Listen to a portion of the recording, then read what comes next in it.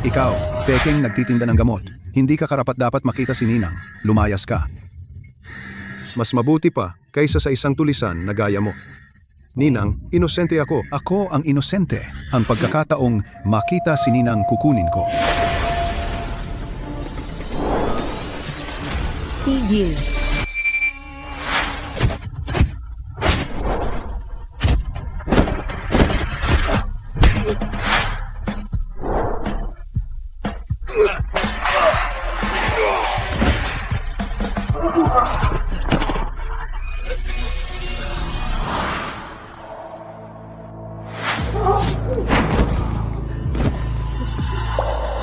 Bakit hindi ko maalala na? Maraming tao ang nagsasabing inosente sila.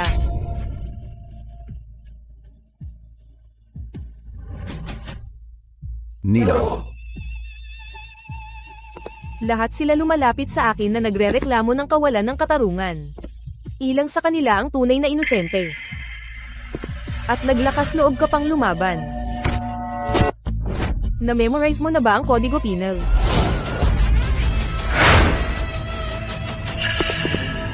Mahal, dumating na ang tunay mong mga magulang. Tunay na mga magulang. Kaya ikaw ay ang tunay na tagapagmana ni Ginoo. Santos ang pinakamayamang tao sa bayan ng Payapa. Ang mga santos ng bayan ng Payapa. Tara na, tatay, sumama ka sa akin para mag-empake ng gamit ko.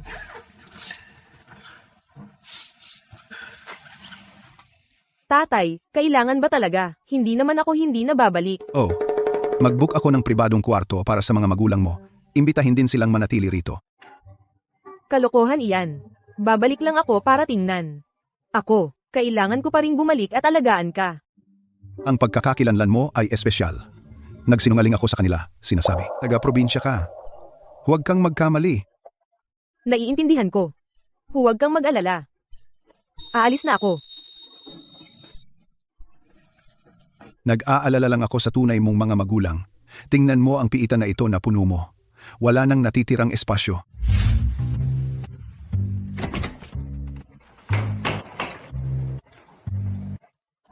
Sofia, Sofia, huwag kang umalis. Kagaling mo lang mula sa sakit. Huwag kang magalit. Ako, ang pumalit. Sa kapatid kong babae. Pinatira siya sa probinsya ng 18 taon. Ako. Nagkasala ako sa kanya. Sofia, sa puso ng pangalawang kapatid mong lalaki, ikaw ang tunay na kapatid na babae. Ang babaeng iyon na walang modo, ano siya? Ganito ba kapangkaraniwan ang istorya? Hoy, Ikaw si Clara, tama? Pirmahan mo ang dokumentong ito. Isipin mo na isang paghingi ng tawad kay Sofia. Ang bagay na ito ay matatapos na. anong ibig mong sabihin? Noong buhay pa si Lolo, nag-iwan siya sa bawat kaapu-apuhan ng pamilya Santos tiyak na bahagi ng grupo ng Santos. Ngunit ang tunay na mga anak lang ang makakapagmana. Ilipat mo ang mga bahagi kay Sofia, bibigyan ka namin ng 5 milyon.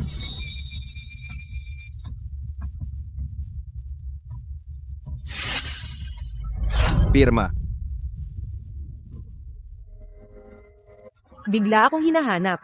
Gusto pala ninyong nakawin ang mga bahagi ko. Ginagawa ito ng kuya para sa ikabubuti mo. Ang buhay sa isang mayamang pamilya ay hindi para sa isang babaeng taga-probinsya na gaya mo makakaangkop. Ang 5 milyong ito ay sapat para mabuhay ka ng komportable habang buhay. Napakaraming pera. Naglakas loob akong kunin. Naglakas loob ba kayong ibigay? Ang mga Santos ay may 10 bilyon na ari-arian. Ilang milyon lang. Ang 5 milyon ay malaking halaga ng paglilipat. Iisipin ng mga regulator. Naglalonder ka ng pera. Posible rin. Ay freeze nila ang mga account mo. Baka mapunta ka pa sa kulungan. Gayunpaman, ginagawa ito ng mga kapatid ko para sa ikabubuti ko. Naantig ako. Ang perang ito, tatanggapin ko. Salamat, mga kuya. Teka,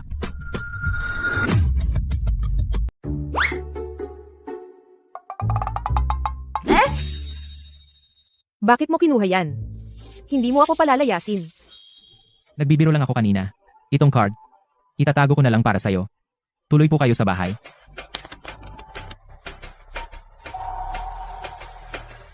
Hindi yun biro na dapat mong gawin. Illegal yun. ikaw? Pamilya naman tayong lahat, walang kailangang umalis. Gusto kong pirmahan mo itong kontrata. Para sa ikabubuti mo yan. Galing ka sa probinsya. Ang mga shares, walang silbi sa'yo. Mas mabuting manatili ka na lang sa bahay at maging sirang-sirang prinsesa. Hindi ba maganda yon? Ikaw ay isang taong hindi man lang alam ang corporation law. Kung ikaw ang magpapatakbo ng kumpanya, parang nagbabasa ka ng librong selyado. Librong selyado. Kung talagang ayaw mong ilipat sa akin ang shares, sige lang, magre-resign na ako sa mga Santos ngayon din at aalis na sa bahay na ito. Sofia, Huwag kang masyadong dramatic. 18 taon kang pinalaki ng mga Santos. Akala mo ba talaga naming palalayasin ka? Gusto mo ang shares, di ba?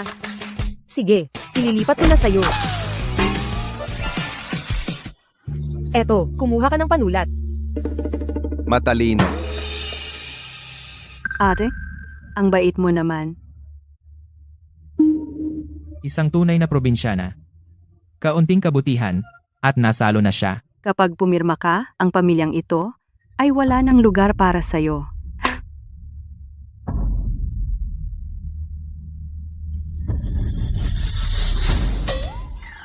Alam mo ba, tungkol kay Luis mula sa pamilya de la Cruz sa bayan ng Payapa. Ang dating pinakamayamang tao sa bansa, nakulong siya. Bakit mo siya binanggit? Pirmahan mo na lang. Sinasabi ng batas na ang paglipat ng stock ay nangangailangan ng pagsusuri ng pinagmulan. Ang madraster ni Luis ay gumamit ng pamimilit at suhol. Siya ay hinatulan ng habang buhay na pagkabilanggo. Pero, iba ka sa kanila. Ikaw, talagang nagmamalasakit sa akin. Pipirma ako. Sandali. Ano na naman? Clara, sinasadya mo kaming guluhin. Hindi, kuya. Ginawa ko lang ang sinabi mo. Ano ba yan? Ate, ayaw ko na ng mga shares mo. Kung galit ka, sa akin mo na lang ilabas. Nakikiusap ako, huwag mong pahirapan ang mga kuya. Kahit sampalin mo ako ng 2 beses, okay lang.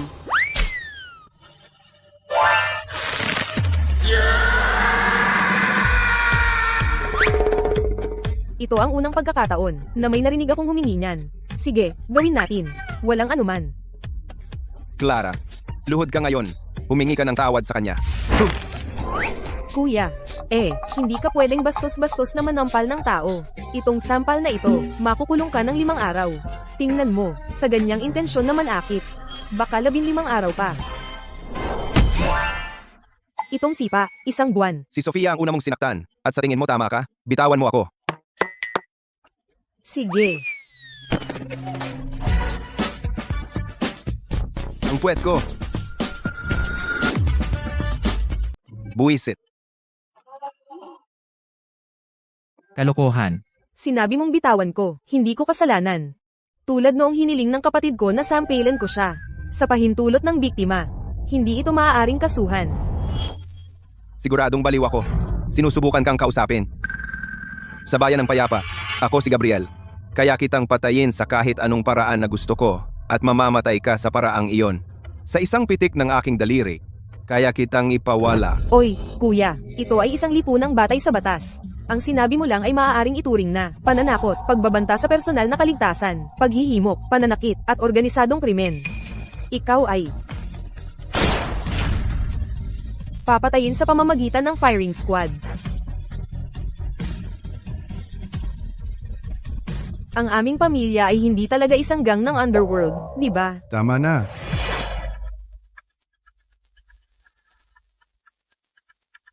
Ikaw, bilang nakatatandang kapatid, hindi ka man lang kumikilos tulad ng isa. Ikaw si Clara, aking mahal na anak na babae, yaong malalaking mata ay puno ng sigla. Halika, halika. Hayaan mong tingnan ka ni nanay. Oh, Anong problema, Sofia? kakagaling ko lang. Pinasama ang loob ni Clara. Siya ay... Clara, ikaw ang panganay na kapatid. Bakit mo siya sinasaktan pag-uwi mo? Sige, ang pag-aaway ng mga bata ay walang problema. Si Clara ay kararating lang. Marco, ihatid mo ang binibini sa kanyang silid. Hayaan siyang maligo at magpalit ng damit. Hindi naman ako marumi. Clara, galing ka sa malayong lugar. Siguradong pagod ka. Pumunta ka sa iyong silid muna at magpahinga. Si tatay ay makikipag-usap sa iyo mamaya. Dito, Miss. Ako, ang tanyag na figure sa internasyonal na batas. Kung ang mga matatandang preso sa bilangguan, malaman, na ang sarili kong pamilya, ay mga walang alam sa batas. Tatawanan nila ako ng sobra. Umakyat ka na. Mahaba ang araw mo.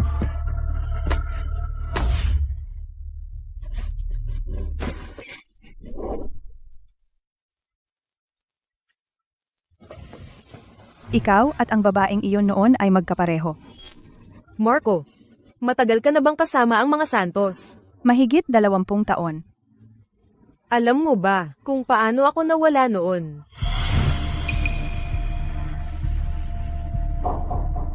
Marco, ano ang problema?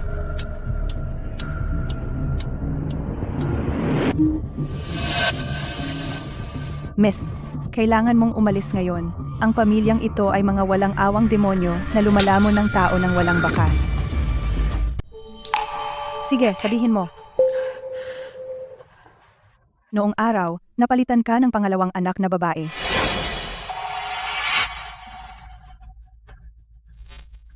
Tapos ka na. Maaari ka nang umalis. Opo, Ginoo.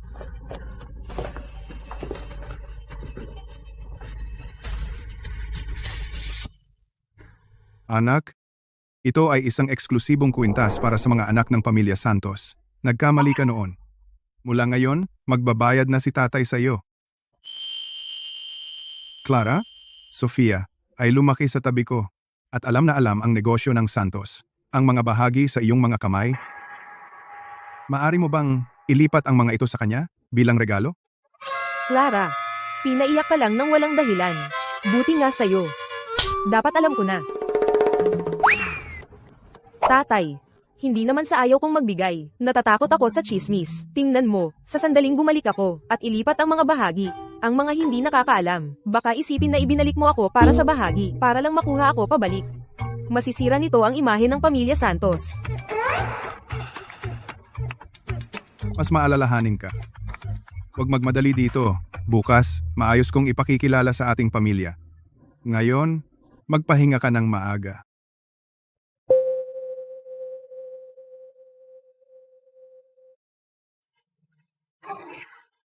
Sinabi ng matanda, iniwan ako noon. Paano naging napalitan sa pagsilang? Si Marco, ano ba talaga ang gustong sabihin sa akin?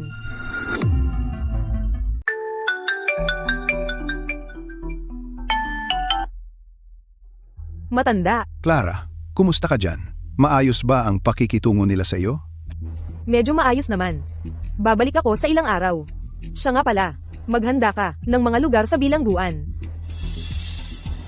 5 tao, kaya kunin mo ako ng 5. Sige. Ihahanda ni tatay ang mga iyan para sa iyo. Masyadong madaldal si Marco. Ipawala mo siya? Ama,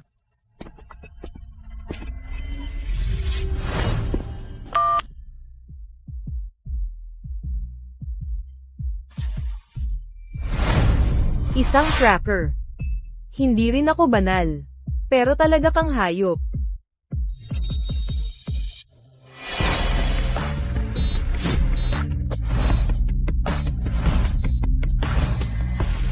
Dahil gusto mong maglaro, makikipaglaro ako.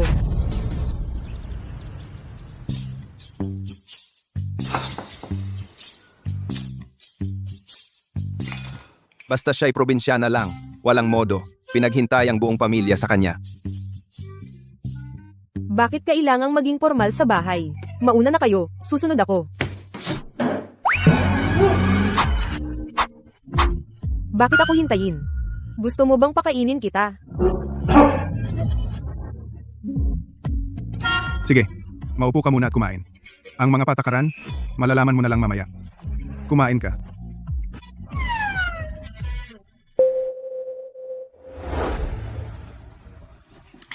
Nasaan si Marco? si Marco ay biglang nagka-psychotic episode. Hindi maganda ang kanyang kalagayan sa pag-iisip. Ipinadala siya para magpagamot.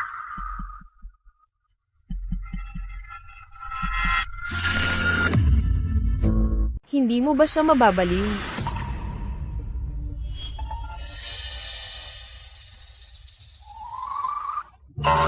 Sinasabi ko lang, kain, kain, kain. Ah, Clara, nag-aral ka ba sa probinsya? May plano ka ba sa karera? 9 na taon akong nag-aral sa sapilitang edukasyon. Mga plano sa karera. Sa tingin ko, abogado. Abogado? Huwag mong isipin na dahil lang na isaulo mo ang ilang batas, ay maaari ka ng maging abogado. Ang pagsusulit sa bar ay mas mahirap pa sa pag-akyat ng langit. Ikaw, taga-probinsya, tigilan mo na ang pangarap. Clara, maaaring prangka ang pangalawang kuya mo, pero hindi siya mali. Dapat humanap ka muna ng mapapangasawa, maging mabuting asawa at inaiyon ng tamang landas. Noong buhay pa ang lolo mo, inayos niya ang isang kasunduang pambata sa pagitan mo at ng anak ng mga reyes mula sa bayan ng Payapa. Ngayong bumalik ka na, ang handaan ng pagtanggap bukas ay maaari nang maging handaan ng kasunduan. Kuya Elena ay mas gwapo pa sa isang artista. Binabati kita, ate. Isang tunay na negosyante. Nagmamahalan kami ni Kuya Elena. Kung hindi dahil sa kailangan ng iyong mga bahagi, hindi ikaw ang mapipili. Pagkatapos kanyang pakasalan, papatayin kanya, mamana ang iyong mga bahagi, at gagamitin iyon bilang dote para pakasalan ako. Saka, ang mga bahagi ay mananatili pa rin sa akin. Una, isang taktika ng pananakot. Pagkatapos, ginagamit ang pamilya. At ngayon, itinutulak ako sa isang kasunduan. Ganito mo ba kagusto ang mga bahagi? Sige, pipilitin kitang isuko ang ideyang iyan magpakailanman. Makinig ka sa tatay mo. Mabuting anak, kumain ka na. Kumain ka na. Pero, kabalik ko lang. At nagmamadali na kayo, ipakasal ako. Hindi mo ako niloloko, di ba? Hindi mo naman ako niloloko, di ba? Sabi ng Kodigo Sibil, kapag namatay ang isang asawa, ang mana ay mapupunta sa nabubuhay na asawa. Hindi mo naman. Nagbibiro lang ako. Bakit ang init ng ulo mo?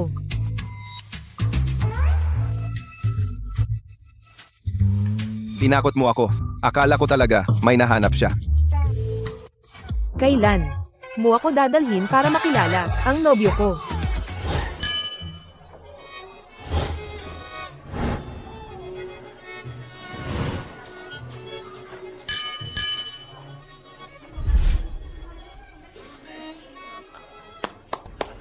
Maraming salamat sa lahat sa paglaan ng oras mula sa inyong abalang schedule upang dumalo sa handaan ng pagtanggap para sa panganay kong anak na babae, Clara Santos. Kasabay nito, ito rin ang handaan ng kasunduan sa pagitan niya at ng tagapagmana ng korporasyon ng Magiting Elena. Sana ang dalawa nating pamilya ay magpakailanman magkaisa sa kasalan. Ang galing, dalawang biyaya. Clara, batiin mo ang lahat. Kumusta?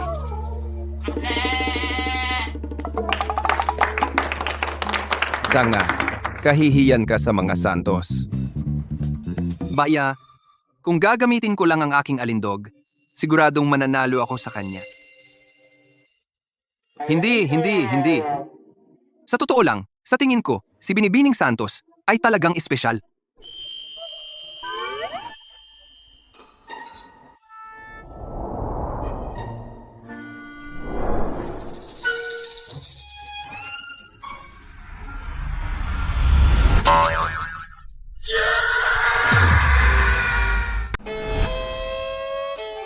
Sobrang corny. Ganyan ang asal ng mga sosyal. Clara, lumaki ka sa probinsya, okay lang na hindi ka pa nakakakita ng mundo. Pakasalan mo na lang ako at ipapakita ko sa iyo ang lahat ng mga kahanga-hangang bagay sa mundo. Oy, kailangan mo bang magsalita ng ganyan? Ito ang kumpiyansa na dulot ng kapangyarihan. Sa bayan ng Payapa, walang hindi ko kayang gawin. Halimbawa, kung gusto kong malaman ang iyong nakaraan, aabutin lang ako ng 3 minuto. Kahanga-hanga. Siya ay nabigla sa aking alindog, hindi ba? Tingnan mo kung gaano bagay ang dalawang bata. Ma, hindi ako pumapayag na ipakasal sa taong ito.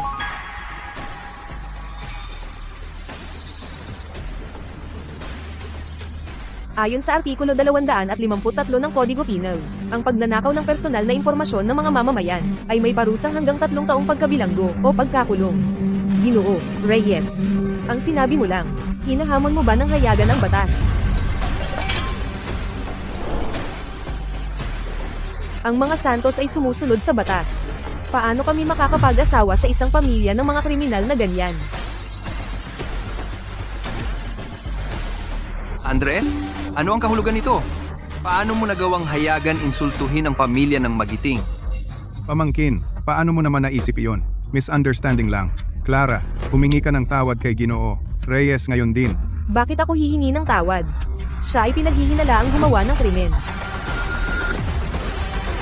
Ikaw manahimik ka. Clara, Elena, gusto lang niyang malaman mo na kaya kanyang bigyan ng mas magandang buhay. Paano mo siya nagawang hindi maintindihan ng husto? Sofia, naiintindihan ako. Hayaan mong sabihin ko sa iyo, pinapataas mo ang antas mo dahil sa akin. Huwag kang walang utang na loob. Pasensya na sa nangyari sa inyong lahat. Ayos lang. Hindi lang pagkakaunawaan yan. Uy, kaya hindi pagkakaunawaan. Akala ko nakatira tayo sa isang lipunang may batas. Paanong may tao pa rin? Kumikilos na parang isang negosyante sa teleserye. Pero Ginoo Reyes, kung sa tingin mo ang kapatid kong babae ay napakaunawa, pakasalan mo na lang siya. Ang Clarang ito, hindi. Gaya ng sinabi ng mga Santos, madaling kontrolin. Ang bahagi ay bahagi.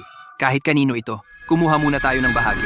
Tito, ang anak mong babae rito ay walang kahit anong kagandahang asal na pambabae talaga. Hindi siya karapat-dapat sa pamilya ng magiting. Kung gusto nating ituloy ang seremonya ng kasunduan ngayong araw ito, ay dapat kay Sofia.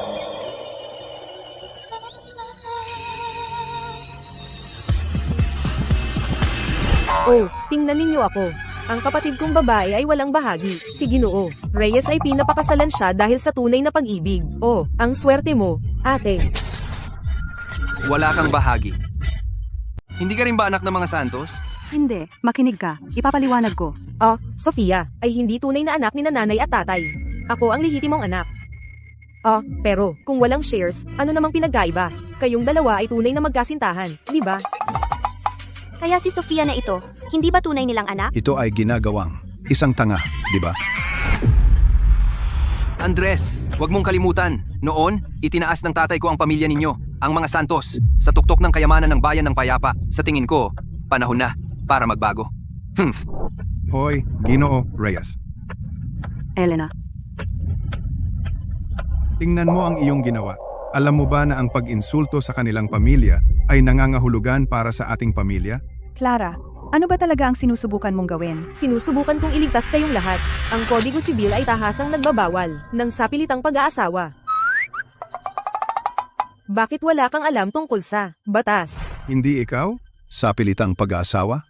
Kaya ang tunay na anak ay hindi pumapayag, siya ay pinipilit. Hindi ka panipaniwala. Ang prestihiyosong mga Santos ay bababa sa pagsipsip sa mayayamang pamilya at walang anumang konsensya. Sofia, tinutulungan mo ba ang iyong mga magulang o sinasaktan mo sila? Sofia.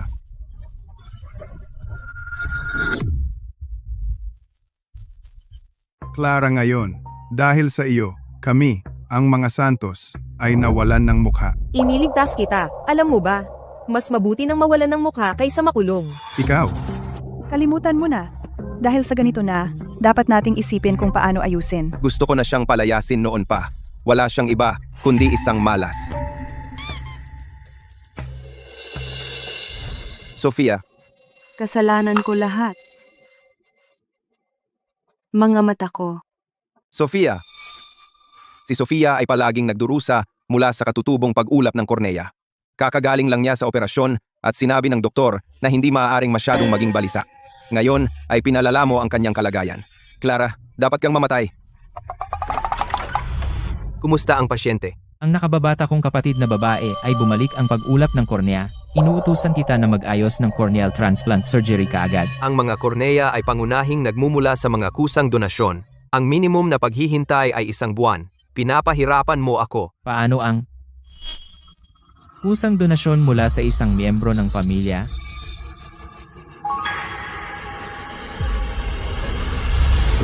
Ate, nakikiusap ako. Iligtas mo ako.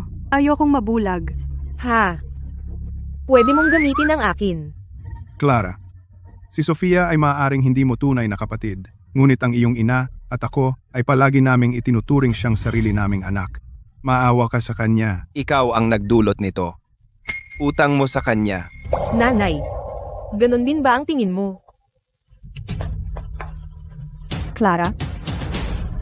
Si Sofia ay 20 taon pa lang. Nakikiusap ako sa iyo, mag-donate ka na lang. Babawi ako sa iyo ng 10 beses. Okay?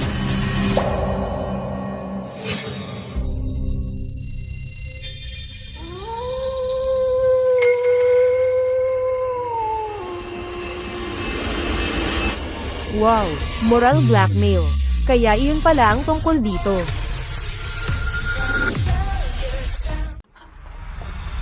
Doktor, kung ang kapatid niya ay handang mag-donate ng kanyang mga kornea, pwede ba? Oy, Sa teorya, oo. Pero kailangan siyang pumayag ng personal. hindi ako. Clara? So sinasabi mong oo? Salamat, Clara.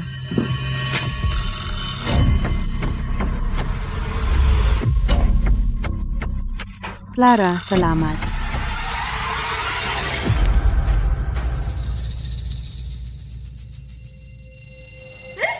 Anong ginagawa mo? Oh, gising ka na? Clara, ito ay isang kasunduan ng voluntaryong donasyon. At ito? Ito ay isang kasunduan sa paglipat ng shares. Ano man ang isulat ko, iyon ang magiging resulta. Hindi ito maaaring galawin ng batas. Mukhang, naging kapaki-pakinabang pala ang aking legal na usapan. Oy, pero bakit mo tinihil ang pagkukunwari? Kung sana'y isinuhest mo ng maayos, hindi tayo nagkaganito. Maaaring kinuha mo ang aking mga kornea, pero hindi mo ako mapapatahimik. Puputulin ko ang dila mo para hindi ka makakita at hindi makapagsalita. Sa mga santos lamang maging masunurin. Walang kwentang maliit. Huwag kang mag-alala, Clara. Aalagaan kita magpakailanman. Na makatagpo ng kriminal na tulad mo, ay isang bagay, ang pag-amin ng iyong krimen, nang napakadali. Magaling ka dito, ha? Hindi ko alam na ang mga Santos ay nasa ganitong negosyo. Iyon ay, makukulong ka ng habang buhay, hindi ba?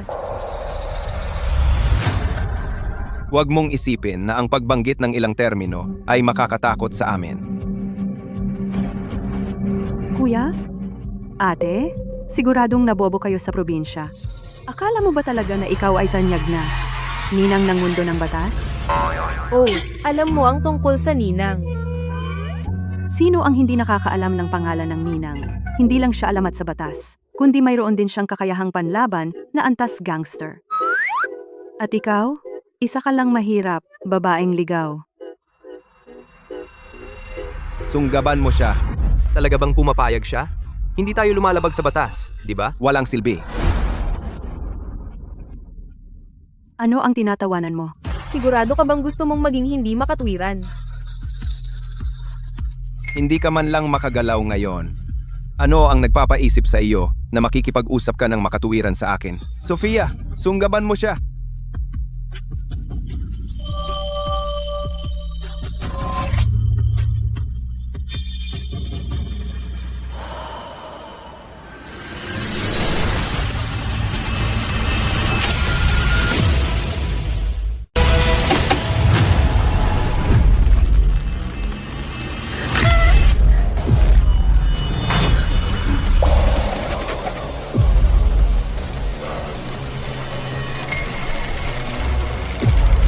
Ano? Hehe. Dahil ayaw mong makinig sa rason. Marunong ako ng konting martial arts. Ikaw probinsyano ka lang, isang babaeng mailap. Paano ka nagkakaroon ng ganyang kakayahan? Tinawag mo akong isang babaeng probinsya at mailap. Hindi ako magaling sa maraming bagay, pero malakas ako. Hindi ako naniniwala. Isang lalaking tulad ko, hindi ka kayang supilin.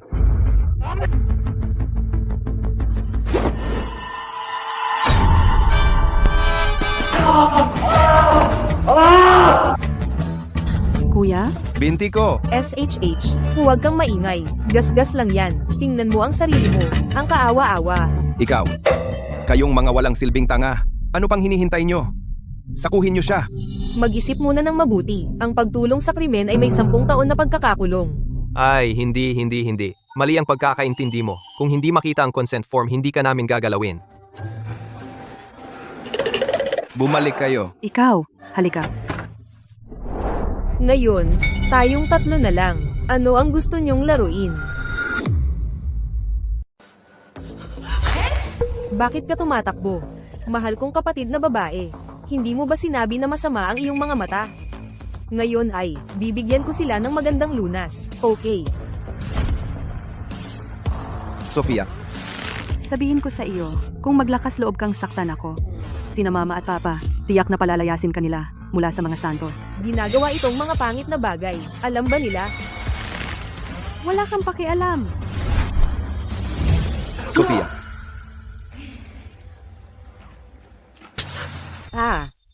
Mukhang bumalik ang problema sa iyong mata. Peke lang pala, ha? Pero, ako ay, natututo ng ilang veterinary medicine. Sanayon nitong mga nakaraang araw. Hayaan mong bigyan kita ng masusing lunas. Okay. Anong ginagawa mo? Bitawan mo ako. Sinasabi ko sa'yo, bitawan mo. Umalis. Sofia, Halika, mahal kong kapatid. Sabihin mo sa akin, sino ang sangkot dito? Magsalita ka. Pinaalalahanan lang kita ng mabuti. Ang sobrang tagal na pagtawa ay maaaring magdulot ng paralisis sa mukha. Pagkatapos ay hindi ka na magiging maganda. Hindi. Sofia Clara, huwag kang masyadong magpalayo. Kung hindi mo pa rin sasabihin sa akin, kailangan kong tusukin ang iyong Yungkwan acupoint. Hindi magsasalita na ako. Magsasalita na. Ito ay.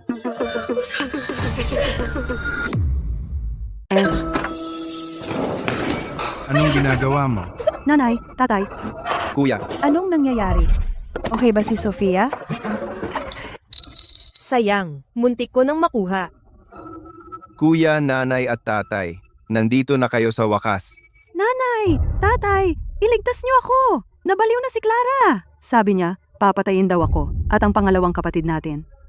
Huwag kang man-Ira. Tama na. Sinasabi ko sa'yo, Clara, kung hindi ka pumayag, bakit hindi mo sinabi kanina? Ngayon bigla kang umaatras? Ano ang iisipin ng publiko sa mga santos? Gusto mo akong pag-guilty. Sayang, wala akong konsensya. Ate, ang mga santos ay nakaugat sa bayan ng payapa sa loob ng mga dekada, nakadepende sa ating reputasyon. Bukod dito, si Sofia ay labis na nagmamalasakit sa'yo. Bilang ate niya, iligtas ang sarili mong kapatid na babae, hindi ba natural lang iyon? Kuya, bakit mo pa siya kinakausap? Patayin na lang siya. Ano, gusto mong gumamit ng dahas? Clara, kung gagawin mo ito, huwag mo akong sisihin kung magiging bastos ako. Ako.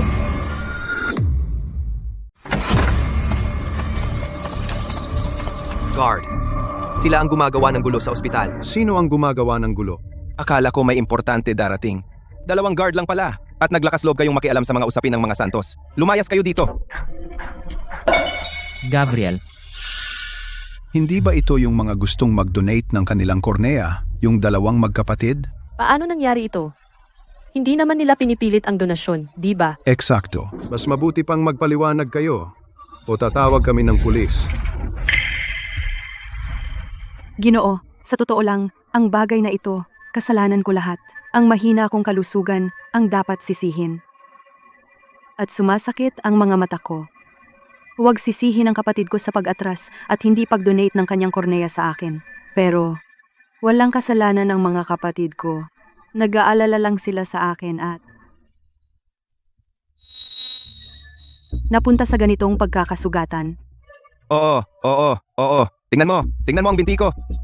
Binugbog niya ito, kaya hindi ko maigalaw. Clara, hindi tama yan sa'yo. Kung ayaw mong mag-donate, okay lang. Hindi ka sinisisi ng pamilya mo.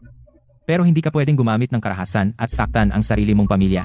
Ang babaeng ito, talagang may kakaiba. Hindi lang niya sinaktan ang mga mata ng kapatid. Ang pag-atras ay isang bagay.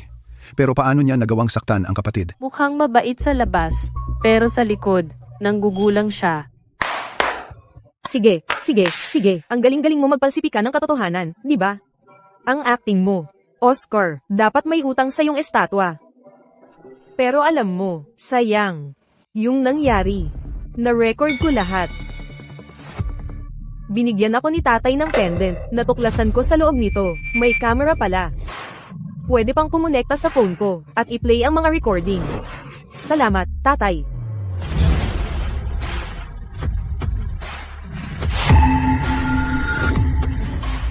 Ibigay mo sa akin ang iyong telepono. Andres, ang lala na pala ng binti mo. Mas mabuting umupo ka na lang. Tara, panoorin natin. Pagkatapos, puputulin ko ang dila mo para hindi ka makapanood at hindi ka rin makapagsalita. Diyos ko, nakakatakot. Ayon sa Kodigo Penal, Artikulo 238, ilegal na pagpigil at sapilitang transaksyon. Lahat ng ito pinagsama ay may parusang habang buhay na pagkabilanggo. Miss, huwag kang mag-alala. Tatawagan namin ang pulis para sa'yo. Ano bang pakialam mo? Lumayas ka! Ikaw, Nilabag mo ang batas at gusto mo pang umalis? Wala kang swerte. Ni-record ko ito. Hindi ka makakatakas. Peke, gawa-gawa lang ang video. Peke, lahat. Peke ba o hindi? Ang batas ang magpapasya. Tama ba? Lahat? Tama. Oo. Isuko sila sa pulis. Isuko sila sa pulis. Taray, Andres. Mga ginoo at mga binibini. Ako si Andres Santos, ang chairman ng grupo ng Santos sa Bayan ng Payapa. Sa totoo lang, ito ay alitan ng ating mga anak. Usapang pamilya. Usapang pamilya. Usapang pamilya. Pakiusap, bigyan ninyo ako ng pabor. Dadalhin ko sila. Upang sumuko. Tay, hey, tama ang ginawa mo. Bilang isang pampublikong tao, dapat kang magpakita ng magandang halimbawa, sumunod sa batas. Tay, iyon ang ibig mong sabihin, di ba? Well, Tatay, ayaw kong pumunta sa bilangguan. kasalanan mo lahat ito. Kaming mga Santos, paano kami nagkaroon ng anak na ganyan? Tatay, Maraming tao ang nanonood. Para hindi maapektuhan ang interes ng pamilya natin, ikaw muna ang sumalo. Poprotektahan ka ni tatay. Mag-isip-isip ka sa ginawa mo.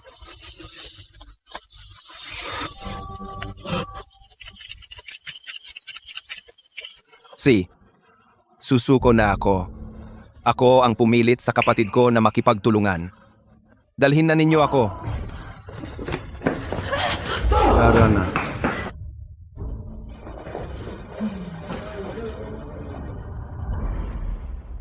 Bumalik na tayo. Tingnan mo, ito ang bandila ng seda na ibinigay ng gwardya kay tatay. Eto, kunin mo. Ang ganda.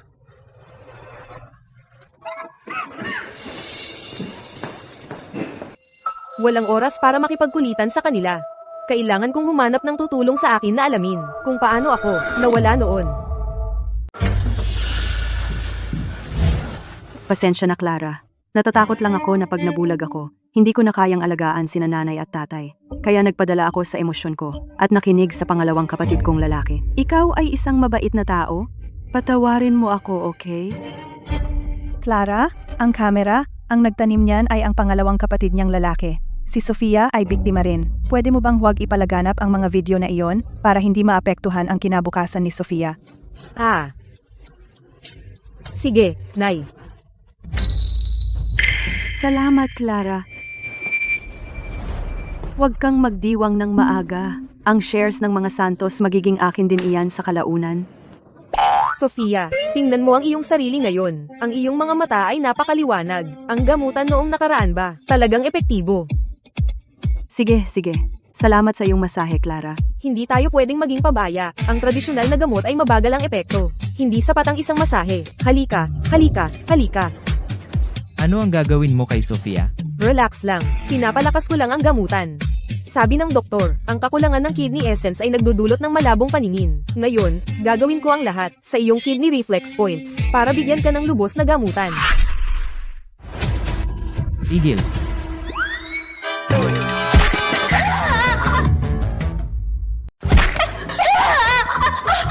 Sofia, Ano ang iyong itinatago?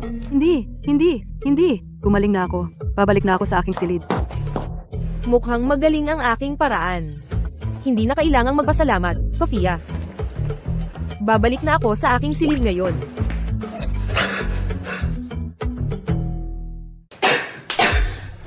Tigil. Para mabayaran ang mga pagkalugi ng ilegal na negosyo, isinangla na namin ang lahat ng sapi. Kung makukuha lang natin ang bahagi ni Clara, masisiguro natin ang kontrol. Napakahalagang bagay. At nagulo mo talaga. Tanga. Tatay, bakit hindi na lang tayo? Tanga. Noong makauwi si Clara, may problema agad. Kahit aso, alam kung sino ang may gawa. Kailangan nating gawing natural ang pagkawala niya para malinis ang ating pangalan. Tatay, naisip ko ang isang tao, ang pinakamayamang tao sa bansa, si Luis de la Cruz. Siya ay na-frame ng kanyang pamilya noon, at hindi niya matiis ang magkakapatid na nag-aaway sa mana.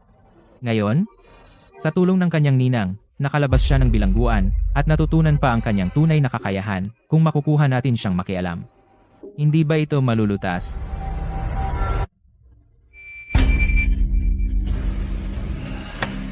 Ngayon, mas maganda yan. Sige, ituloy mo. Kung may mangyari pang mali, alam mo ang mga kahihinatnan.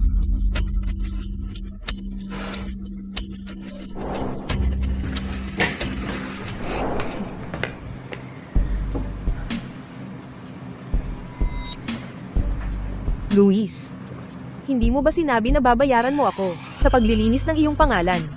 Tulungan mo akong imbestigahan kung paano ako itinapon sa probinsya ng mga Santos noon.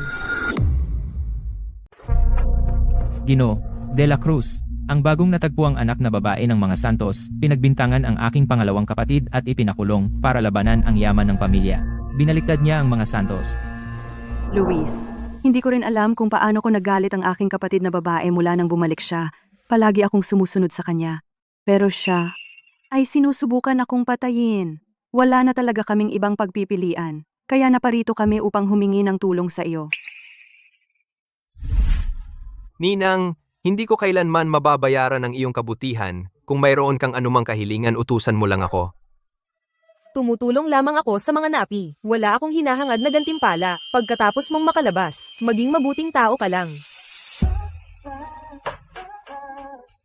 Ninang, ang aking katawan, ang aking puso, mula ngayon ay sa iyo na lang.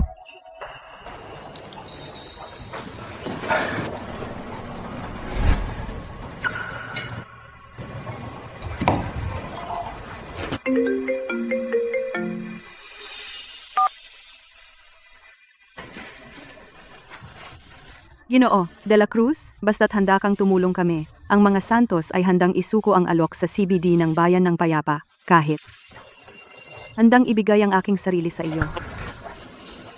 Si Luis ay alagad ni Ninang, at ang pinakamayamang tao sa bansa. Kung mapapakasalan ko siya, hindi na banggitin ang pakikipag-usap kay Clara, maging ang buong Bayan ng Payapa ay kailangang makinig sa akin. Si Clara, totoo bang ganyan siya kasama, gaya ng sinasabi mo? Siyempre, ginagawa niya ang mga bagay na makasasakit sa sarili niyang mga kapatid, kaya niya yon. HMP. Luis, tanungin mo sila. Interesado ako. Noong mga panahong iyon, ano ba talaga ang nangyari na nagpaapo-apo sa kanya sa mga Santos? Bata pa ako noon, wala akong alam sa nangyari. Parang hindi ka tapat. Ingat. Huwag mo na akong samahan. Hoy, Gino, de la Cruz, huwag kang mag-misunderstood. Hindi sa ayaw kong sabihin, pero ang archive ng pamilya Santos ay naka-imbak sa back-end system ng kumpanya. Ang tatay ko lang ang may access doon, ni hindi kami makalapit. Para malaman ang totoo kung paano ako nawala, kailangan ko talagang sumali sa grupo ng Santos, para malaman. Luis, sabihin mo sa kanila. Kung gusto nila akong patibagin, 3 hakbang ang kailangan. Para sa taong ito, may plano ako. Gino, de la Cruz, sige po. Una, ipasok siya sa grupo ng Santos, bigyan siya ng pagkakataong magkamali.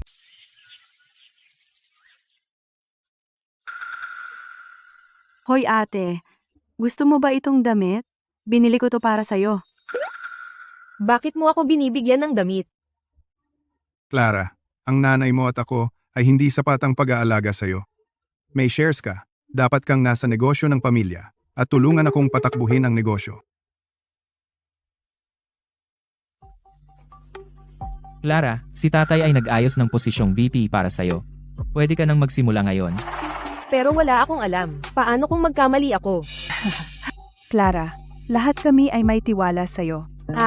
Ate, Sa palagay ko, sa hinaharap, ang pasanin ng muling pagbangon ng mga Santos ay babagsak sa iyong mga balikat. HMM. Sige. Dahil kayo ay masunurin, naghahanda ng entablado. Maglalagay ako ng kaunting pagsisikap upang tingnan ang lahat ng maruruming bagay na ginawa ninyo at imbestigahan ang mga ito ng sabay.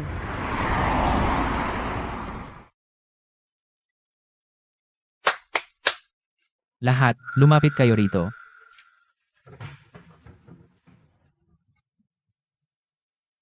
Ipakilala ko siya. Ito ay ang panganay na anak na babae ng mga Santos, Clara Santos. Simula ngayon, ang aking ate ay ang VP ng kumpanya. Bigyan natin siya ng palakpakan. Ito pala ang binibini. Napakaganda. Bagay na bagay sa'yo ang damit na ito. At itong itim na leather bag ay nagpapakita ng magandang panlasa. Magaling ka naman sa pagsipsip, ha? Oy, Miss Santos, hayaan mo akong buhatin ang iyong bag. Ihahatid kita sa iyong opisina. Ako na. Hoy. Hindi ba kayo sobrang nagkukumpulan? Sabi ng binibini, hindi makatarungan ang layout ng opisina. Bilis, isulat mo. Eksakto. Praktikal ang binibining ito. Iniisip niya, ang mga empleyadong mababa ang antas. Eksakto. Dito. Nalutas mo ang isang malaking problema sa pamamagitan lang ng iyong pagdating. Napakatalino mo. Matalino ang binibining ito. Sa ilalim ng iyong pamumuno, ang kumpanya tiyak na uunlad. Dito. Wala iyon.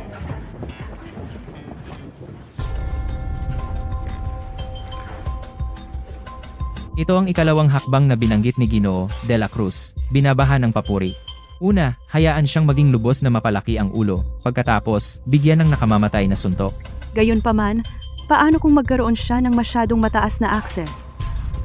Baka ma-access niya ang mga ilegal na negosyo ng kumpanya.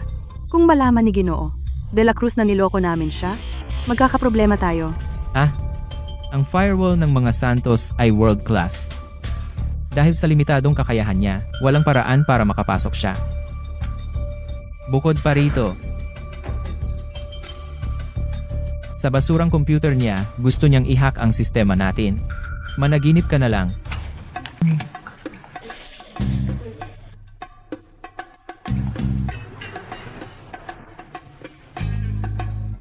Clara. Sige, bumalik ka na sa trabaho. Sige. Lahat, maaari na kayong umalis.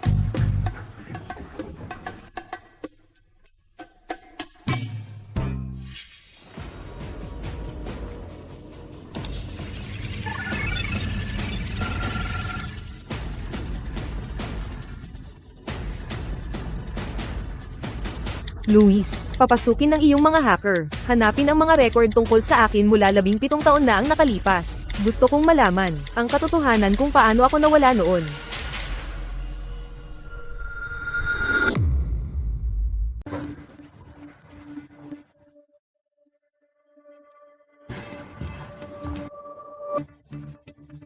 Clara, uminom ka ng soda at magpahinga. Sige. Narito ang mga file para sa bagong proyekto. Pirma ka lang dito. Bobo, tama si Ginoo, De La Cruz. Ang konting kabaitan ay makakapagpababa ng iyong bantay. Anong amoy yan? Kunin mo ako ng Chewy, Milky Mew Beauty. Kapag ganap na akong hydrated, saka ako magkakaroon ng lakas para pumirma. Ano ba yan? Milk tea lang. Hindi mo ba magawa yun? Sige. Bibilhin ko na ngayon.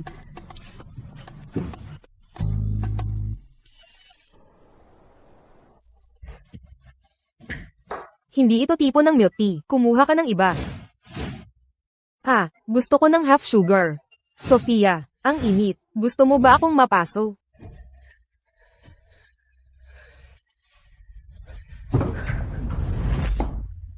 Clara, pwede ka nang pumirma? Nakuha na dapat ni Luis ang records ngayon. Kailangan ko siyang iwasan. Pirma.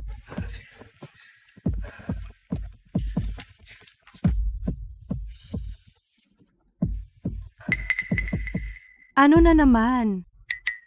Wala, hindi ko lang naintindihan, pero okay lang.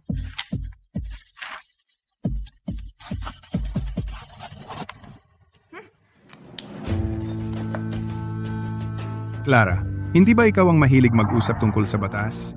Gagamitin ko ang batas para kaladkarin ka sa kailaliman.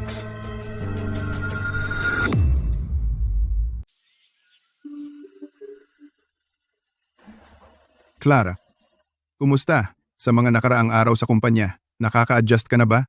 Oo, maganda naman. Pipirma lang ng mga dokumento, maglalaro, at saka mag-time out.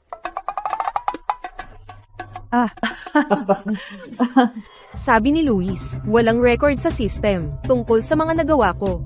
Anong nangyayari? Nagpapakumbaba lang si Clara. Sinabi sa akin ng kapatid mo ang lahat.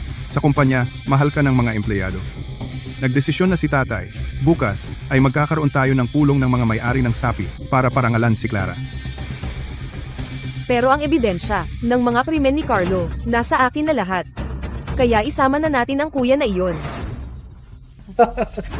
Mabuting bata. Hindi mo binigo sina nanay at tatay.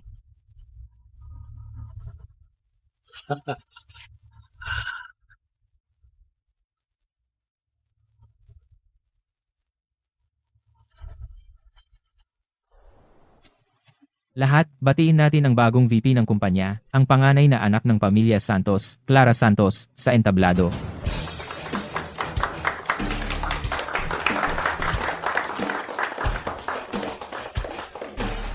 Clara, sa puso, taglay ng grupo ng Santos ang tapang at sigasig. Naniniwala ako na sa ganoong tagapagmana, ang kinabukasan ng grupo ng Santos ay tiyak magiging maliwanag. Pero, hindi namin inaasahan na siya ay isang kambing na nagkukunwaring tupa, isang walang utang na loob. Pagkatapos ng lahat ng paghahandang iyan, sa wakas, pumunta na sa punto. Ginoo, Santos, anong ibig mong sabihin dito? Lahat tayo ay naloko ni Clara. Inabuso niya ang kanyang kapangyarihan, tumanggap ng suhol, naging dahilan ng pagtigil ng maraming proyekto ng kumpanya. Ngayon, nakalap na namin ang kumpletong ebidensya, at tumawag na rin kami ng pulis. Itong panganay na anak ng mga Santos, hindi ba siya minamahal ng mga empleyado? Paano siya? Hindi ba ito parang bantay na nagnakaw sa sariling bahay? Mga ginoo, at mga binibini, narito ang lahat ng ebidensya. Clara, alang-alang sa ating ugnayang magkakapatid, pinapayuhan kita na umamin ka agad. Clara? Hindi ako makapaniwala na magagawa mo ang ganito. Malaki ang tiwala sa iyo ni nanay at tatay. Ikaw, paano mo kayang ipagkanulo ang mga Santos? Tapos ka na ba? Anong ibig mong sabihin? Tapos na ako, sa kahayaan nating makita ng lahat kung sino ang tunay na kriminal ng kumpanya. Kapag nilagdaan ni Clara ang mga dokumento, ang mga irregular na proyektong ito ay isisisi lahat sa kanya. Sa pulong ng mga shareholder, bubuksan namin siya sa publiko. Patayin iyan.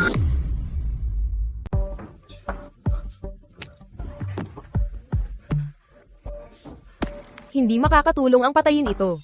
Ang ebidensya na ginamit mo para i-frame ako, ay hindi lang ang video.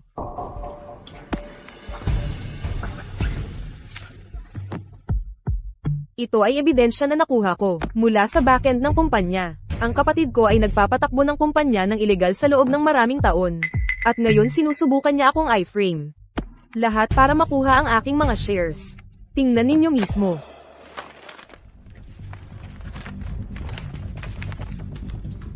Ang pag-iwas sa buwis ng aming grupo ay umaabot sa 30 milyon. Ang dividend noong nakaraang taon ay talagang inilustay mula sa pondo ng proyekto. Kuya, paano niya nakuha ang impormasyong ito? Huwag kang magpanik.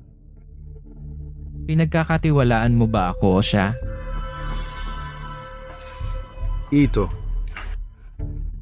Ang ebidensya ay nasa harap mo na, at itinatanggi mo pa rin. Wala kang hiya. Wala ba silang mga mata? Ano ang masasabi mo? Totoo o hindi? Si Ginoo, Santos ay nagpatakbo ng kumpanya sa loob ng maraming taon. Walang paraan na gagawa siya ng ilegal. Tiyak na itong probinsyana na sinusubukang agawin ng kapangyarihan na peke ang ebidensya para siraan siya.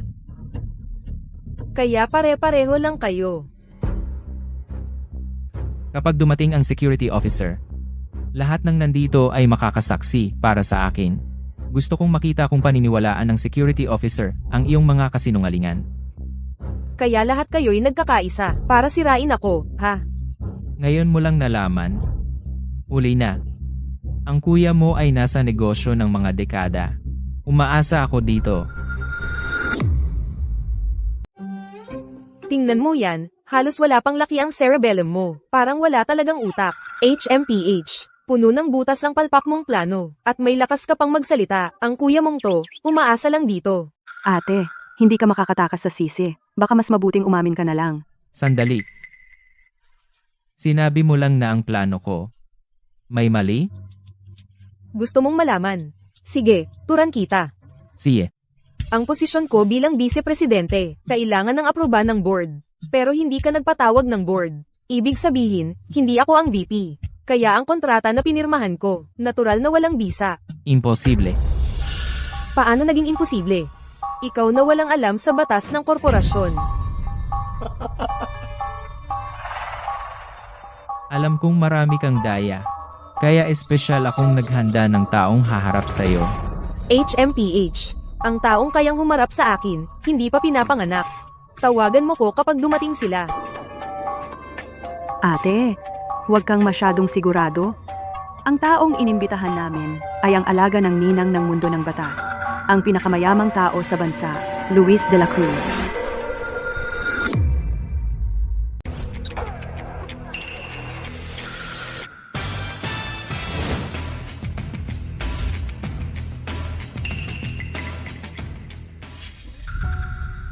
Ginoo, De La Cruz. Sa wakas, narito ka na. Luis, sa wakas, nakarating ka na. Clara tumangging umamin. At sinisiraan niya tayo. Kailangan mo kaming tulungan. Turuan mo siya ng leksyon. Oy. Ginoo, De La Cruz. Bilang kuya niya, talagang hindi ko kaya na makita ang sarili kong kapatid na lalong lumulubog. Pakiusap, sabihin mo sa amin kung anong mga krimen ang ginawa niya. Ayon sa batas kriminal, paggawa ng peking dokumento ng kumpanya, paninirang puri sa iba, maaring parusahan ng 3 hanggang 10 taon sa bilangguan. Para sa malalaking halaga, ang pinakamataas na sentensya ay habang buhay na pagkabilanggo. Narinig mo ba yan, Clara? Habang buhay na pagkabilanggo at pinakamataas. Ano ang problema, Clara? Masyado kang takot ipakita ang mukha mo? Tuwing magkikita tayo, nakatayo siya, at ako'y nakaupo. Sanay na ako. Clara, huwag mong subukang mag-ipon ng mukha. Luis ay ang pinakamayamang tao sa bansa. Ikaw ay isang probinsyano lamang. Paano mo siya makikilala? Clara, aminin mo na ang iyong mga pagkakamali. Kapag dumating na si Ginoo, De La Cruz, wala ka ng pagkakataon. Clara Santos, tignan natin kung paano ka makakalusot dito.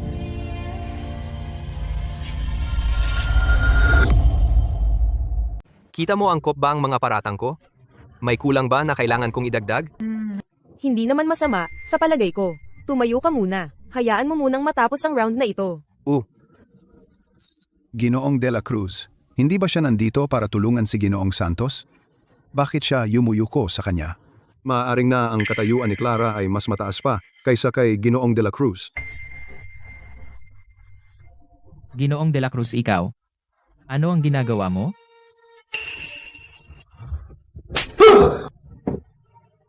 Ang buong pamilya mo ay masyadong tanga para maligtas. Hindi mo nga alam kung sino ang kalaban mo. Luis, ano ang sinasabi mo? Hindi ba't siya lang ang pinapakinggan mo, ang ninang? Bakit kayo muyuko sa kapatid ko? Ang katayuan niya ay hindi karapat-dapat? Siya. Ngayon alam mo na. Dahil ako ay... Sino ang tumawag? Opisyal, ako po. Opisyal. Clara, mga krimen na may kaugnayan sa trabaho. Nandito na lahat ang ebidensya. Kailangan mo siyang arestuhin agad.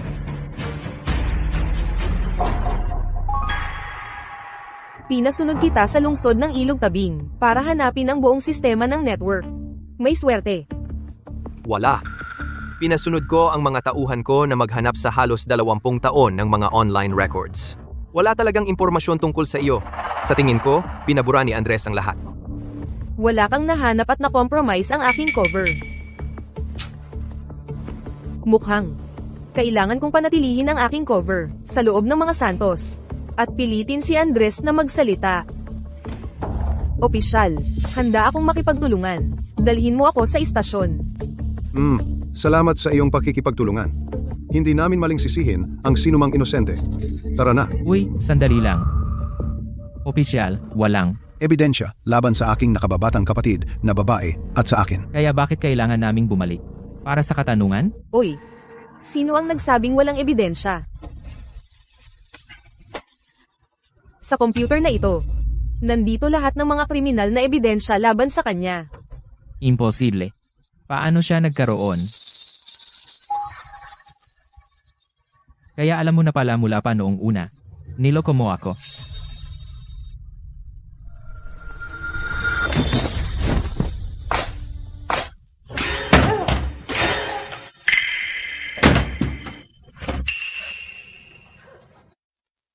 Alam mo ba na ang pagsira ng ebidensya sa publiko ay labag sa batas? Hindi ko sinasadya.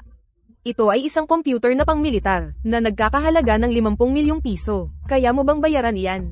50 milyon? Sino ang niloloko mo? Ako. Opisyal.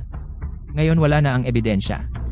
Hindi mo basta-basta pwedeng arestuhin ang mga tao ng walang dahilan. Sandali lang. Sino ang nagsabing walang ebidensya? Alam mo ba, may bagay sa mundo na tinatawag na isang USB drive.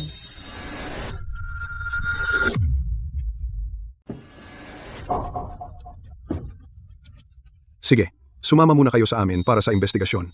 Huwag kang mag-alala. Hanggat wala kang nilabag na batas, walang makakapag-frame sa iyo. Sandali. Kuya, talaga pong nakagawa kami ng krimen kapag nalaman mo at hinatulan mo kami. Okay, tara na. Huwag mo nang abalahin ang opisyal.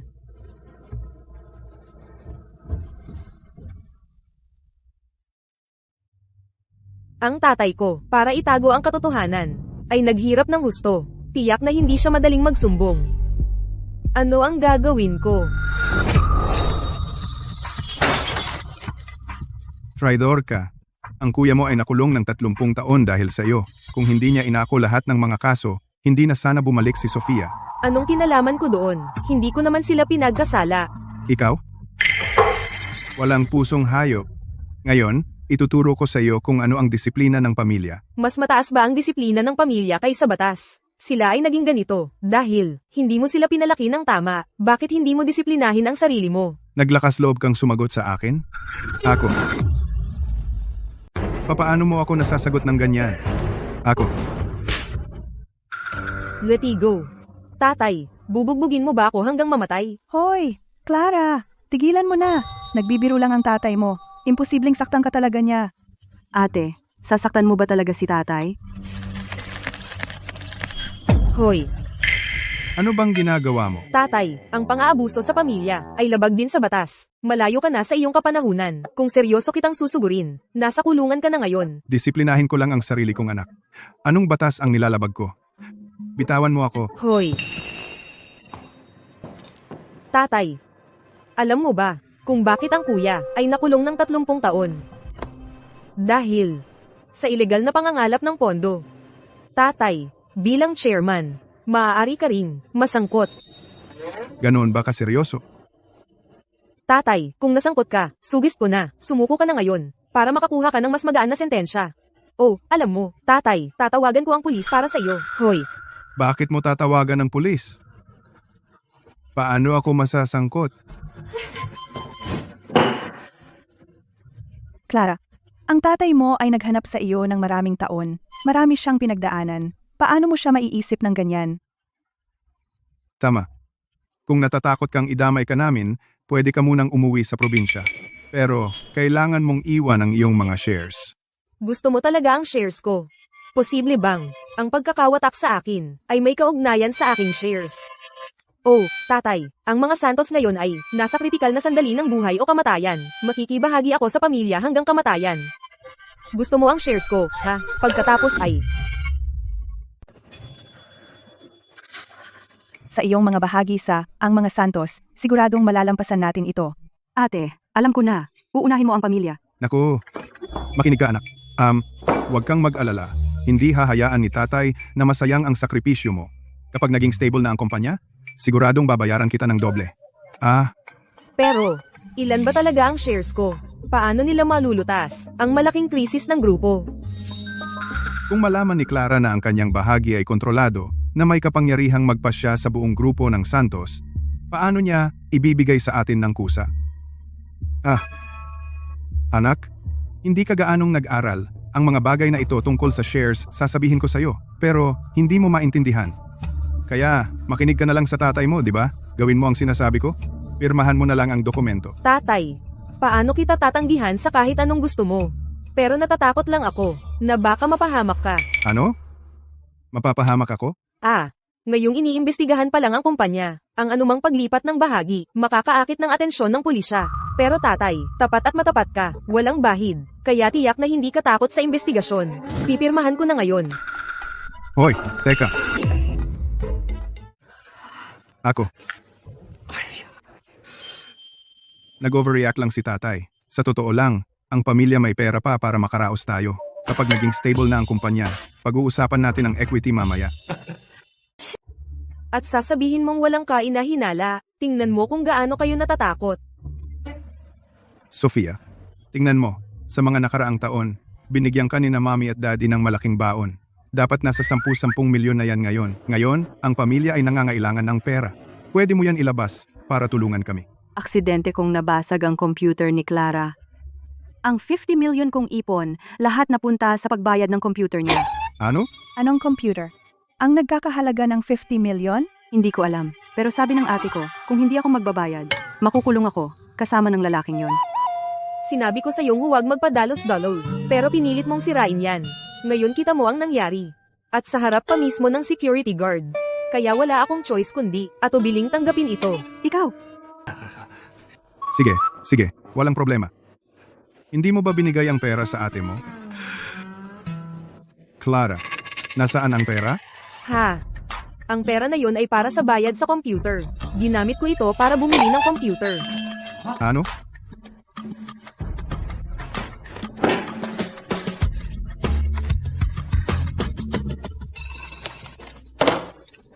TADA. International Military Grade na espesyal. 3 lang sa buong mundo.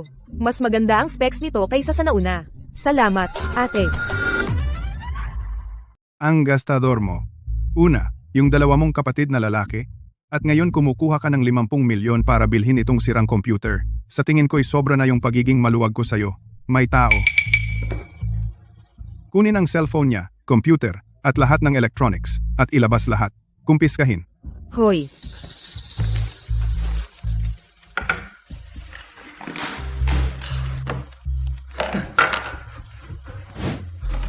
Sinabi ko sa'yo na tumawag ng pulis. Hoy, Tatay, sigurado ka bang gusto mong gawin pang mas mahirap ang pamilya nating kahirapan? anong ibig mong sabihin? Ako ang pinakamayamang tao sa bayan ng Payapa. Kailan pa ako napaisip ng 2 beses bago ko basagin ang isang mumurahing phone? Sinabi ko sa'yo na tumawag ng pulis. Clara, dali, humingi ka ng tawad sa tatay mo. Nako, sige na, huwag mo akong kausapin ngayon. Voice recorder, 100,000. Portable hard drive, 1,000,000. Hoy, tatay, dahan-dahan lang, hindi ko na kayang bilangin. Itong mga bagay, ako. Hoy. Huwag mong sirain yan. Bomba yan. Bomba ito. Hindi mo pwedeng hawakan iyan ng basta. Anong ibig mong sabihin? Sinasabi mo bang? Hindi ito telepono? Bomba ito? ate, baliw ka ba? Itong pangit na telepono. Paano naging bomba? Ang gastos mo, ipagkakanulo mo ang sarili mong pamilya. Ngayon, ipapakita ko sa'yo kung sino ang amo sa bahay na ito. Hoy. Ito ay isang prototype. Mukha itong telepono. Pero sa totoo lang, isang device na nakatago na may nanotechnology. Kung ma-shock ito, hindi ako makakasiguro kung ano ang pwedeng mangyari. Ang ibig mong sabihin hindi lang ikaw ang may alam sa batas, kundi may alam ka rin kung paano gumawa ng bomba? Tay, huwag kang maniwala sa kanyang kalokohan. Galing lang siya sa probinsya. Imposible. Sa tingin ko, Umiiwas lang siya sa parusa. Walang utang na loob na anak. Ngayon, tuturuan kita ng leksyon. Hoy, Pinindot mo ang buton. Sisubog ito. paano nangyari iyon?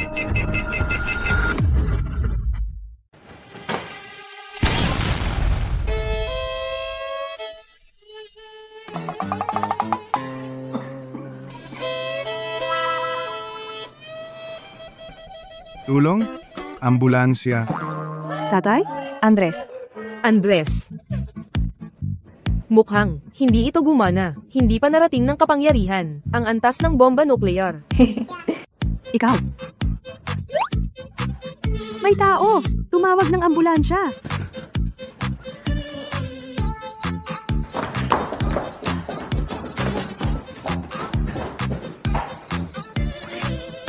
Ah.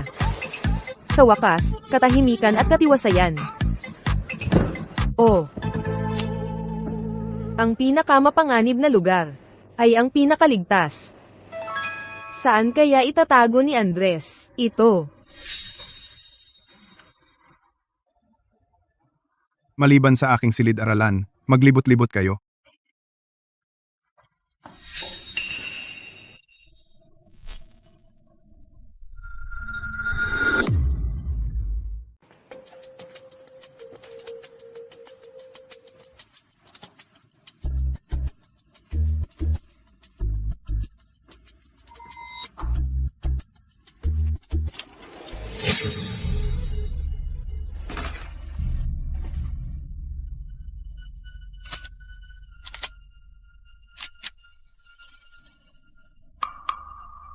Itinago talaga ng tatay ko ang mga baril. Mukhang ang mga Santos ay mas malalim kaysa sa inaakala ko.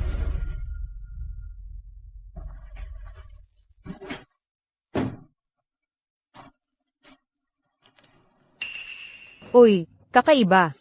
Bakit kinaskas ang mukha ng nanay ko? Mukhang sadyang sinira ito ng isang tao.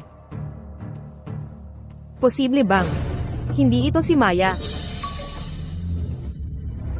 Nasa coma. Paano naging posible iyon? Ang pagsabog na iyon ay sa pinakamataas ay makakapasaw lang ng buhok mo. Paano ito naging sanhi ng coma? Ninang, si Andres ay atrasado sa mga bayad sa konstruksyon. Ang mga manggagawa ay pumunta upang harangin ang ospital para hingin ang kanilang sahod. Mukhang ang tatay ko ay gustong maging isang taong hindi nagbabayad. Hindi mo kailangang imbestigahan ang aking background. Pipilitin ko si Andres na sabihin sa akin mismo.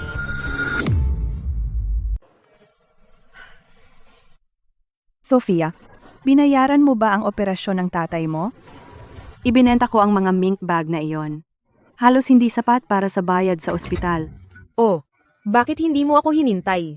Ilang libong dolyar lang. Hindi mo na kailangan ibenta ang mga bag mo para doon. Kung hindi dahil sa iyo, magyayelo ba ang account ni tatay? Kami ay hindi mapapasama sa ganitong sitwasyon kung saan hindi namin kayang bayaran ang bayad sa ospital. Oh, bakit hindi mo sinabi sa akin kanina? May pera ako. Ang perang ginamit mo para suhulan si Luis, ibinalik niya sa akin. Daan-daang milyon. Ikaw bakit hindi mo sinabi kanina? Iyon ang paborito kong bag. Nagmadali ka, di ba? Tatay ko rin siya. Syempre hindi ko siya iiwan. Tatay, gising ka ba? Ano? Uy, mga kasama, gising na si Ginoo. Santos,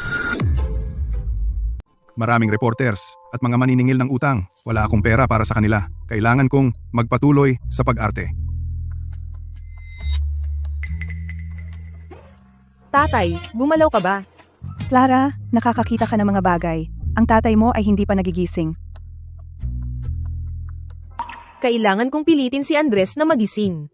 Kapag nabayad na niya ang mga pondo sa konstruksyon at naubos na ang pera niya, talagang susubukan niya na kunin ang aking mga bahagi at ilantad ang kanyang tunay na kulay.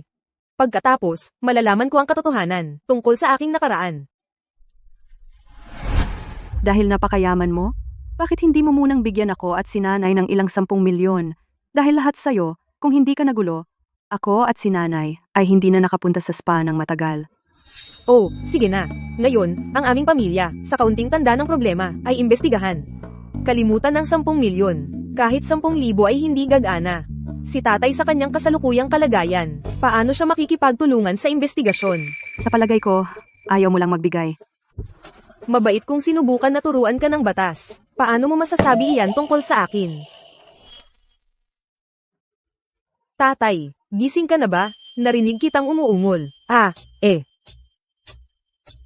Ginoo, Santos, mukhang nagigising na. Wala kang bayad. Bayaran mo na ngayon. Hindi ka makakatakas ngayon. Clara, tiyak na mali ang narinig mo.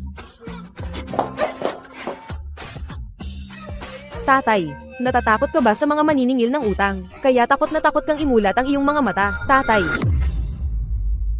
Buksan mo ang mata mo, tatay. Hoy, tatay. Clara, tigilan mo na ang kalokohan mo. Nasa koma pa rin ang tatay mo.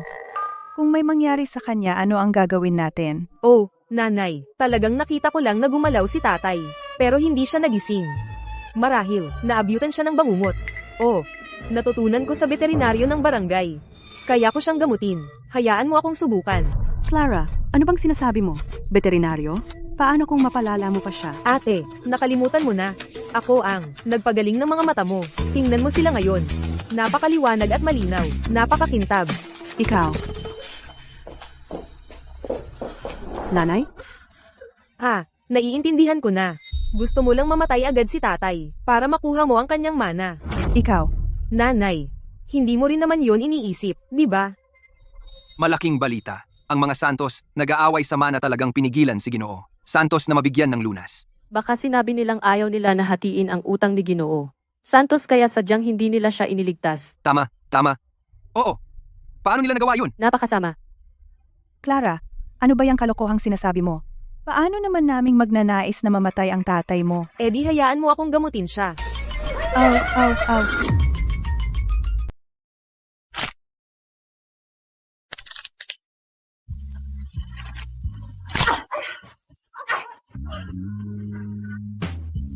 Tatay, kayanin mo. Mahal, kayanin mo. Ito ang punto ng Wingate. Masakit na masakit. Tiis lang.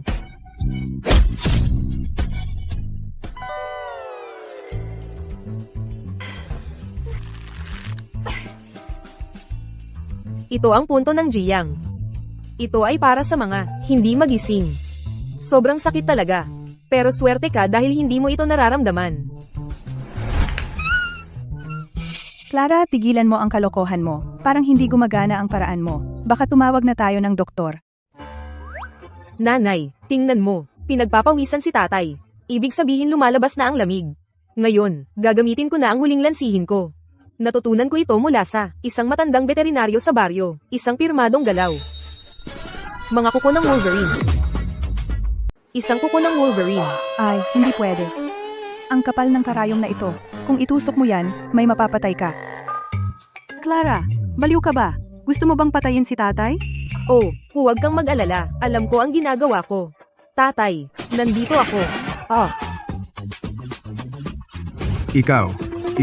Tama, iniligtas ko ang tatay mo. Phew, pagod na ako. Kalokohan. Wala kang iniligtas. Ako ay...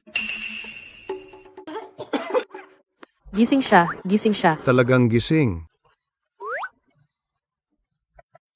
Clara, ginising mo ako?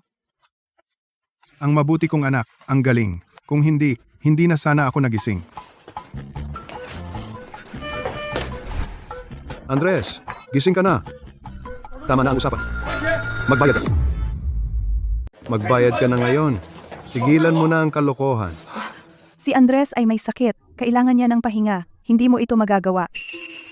Lumabas ka. O, tatawag ako ng pulis.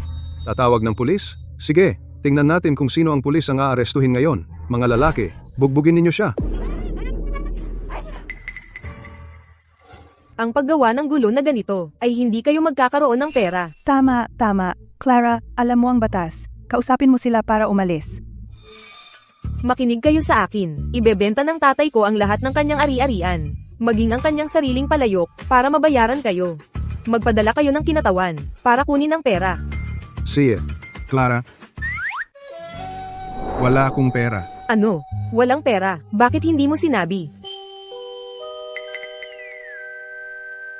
Mga kasamahan, Ang aking bank account ay pansamantalang na freeze. Huwag kayong mag-alala. Babayaran ko kayo sa huli. Hoy, Andres, nagsisinungaling ka sa amin, mga lalaki. Ipakita natin sa walang bayad na ito na hindi kami madaling lokohin. Magbayad. Oy, oy, oy. Makinig kayo sa akin. Ang account ng tatay ko ay naka-freeze ngayon. Pero mayroon pa siyang ari-arian. Maari niya itong ibenta para mabayaran kayo. Sige, di ibenta mo.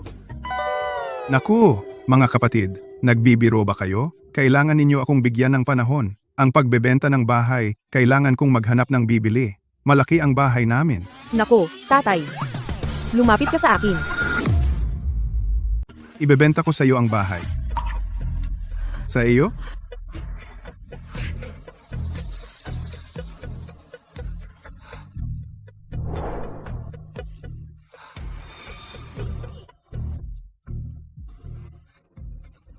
Ibebenta ko ito sa iyo.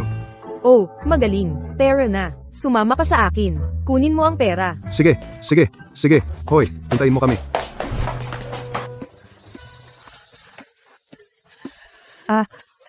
Andres, wala na ang bahay. Ano ang gagawin natin? Mukhang ang mga bahagi ni Clara ay kailangan nating i-secure agad.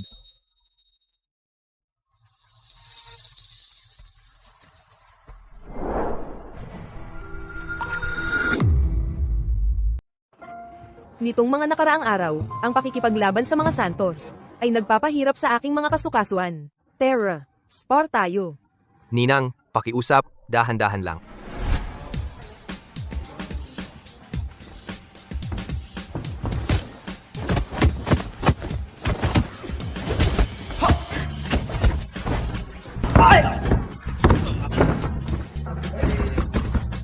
Nakita mo ba si Marco? Pero nilagyan siya ng droga at nagdedeliryo na siya ngayon. Nagdedeliryo. Malamang, ang mga Santos ang may gawa. Ngayon, wala na tayong bakas. Hindi naman lubusan. Ito ay galing kay Marco. Sa kanyang huling sandali ng kaliwanagan, isinulat niya ito para sa iyo.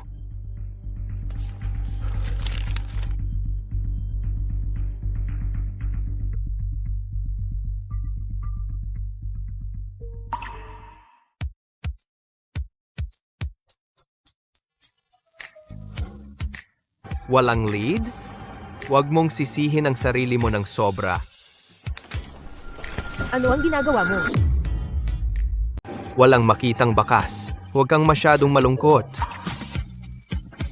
Anong ginagawa mo? Nag-uusap lang. Bakit mo ako hinahawakan? Ako, Ikaw namang. May gusto ka ba sa akin? wala. Hindi ako maglalakas loob na mag-isip ng masama tungkol sa'yo. Alam mo naman kung ano ako. May punto ba ang pagsisinungaling? Sabihin mo ang totoo. Gusto kita.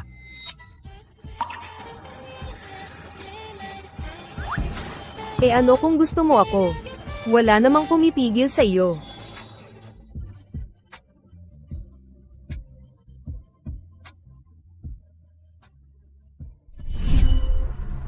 Hoy, dahan-dahan. Nasasaktan mo ako. Tatay, araw-araw tayong pinipilit ng bangko para sa utang. Nasira na ang supply chain, ang kumpanya. Malapit nang mabangkarote ang kumpanya. Walang kwenta. Binigyan kita ng maraming allowance. At sinayang mo lang. Andres, huwag mong sisihin si Sofia. Sofia, huwag mo ring sisihin ang tatay mo nitong mga nakaraang araw. Ang tatay mo at ako ay nagtatago sa ospital. Masyadong takot lumabas. Kasalanan lahat ni Clara. Panahon na. Para tawagin ang mga kapatid sa kalye, hindi ako naniniwala na ang mga takas na may dugo sa kamay ay hindi kayang harapin si Clara, yang batang iyon. Maya, ngayon, ang tanging hindi niya pinag-iingatan ay ikaw.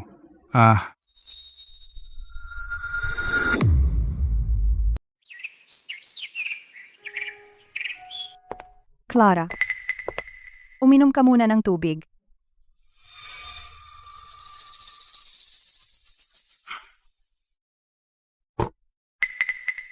Clara, Balak kitang ibalik para mag-enjoy sa magandang buhay, pero ang ating pamilya ay nakatagpo ng napakalaking problema. Bilang iyong ina, pinigo kita. Oh, okay lang. Kung bumagsak ang mga Santos, aalagaan kita. Mabuting anak. Hindi mo ba gustong malaman ang katotohanan tungkol sa pagpalit sa pagsilang? Dati, marami akong alalahanin, at hindi ko sinabi sa iyo. Sa totoo lang,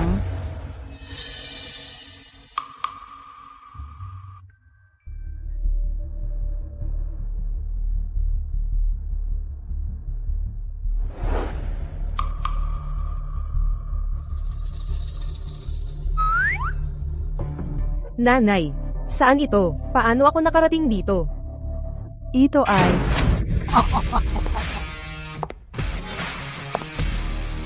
Hindi mo pa rin maintindihan, Clara? Tapos na ang oras mo. Anong ginagawa mo dito? Nanay, hindi mo ba sinabi na sasabihin mo sa akin kung bakit ako napalitan noong isinilang? Pasensya na mahal kong anak. Kaya, ito ang totoo na gusto mong ibigay sa akin. Walang magawa si nanay. Ang iyong mga ginawa ay nagdala sa buong pamilya Santos sa isang gulo. Kinailangan kong sundin ang mga plano ng iyong ama. Kung ibinigay mo na ang iyong mga bahagi kanina, hindi tayo magkakagulo-gulo. Clara, huwag mo akong sisihin. Alam mo ba na maaari kang makulong dahil dito? Buksan mo ang iyong mga mata at tumingin sa paligid. Ang lugar na ito ay isang walang batas na zona. Talagang labag sa batas. Tingnan natin ngayon kung sino ang makakapagligtas sa iyo. Hanap man sa kanya lahat ng gamit pang komunikasyon. Kaya itong munting manloloko walang pagkakataong tumawag ng tulong. Opo, Ginoo. Uy, mag-ingat ka. Alam ng kapatid ko, mahal ang mga gamit ko.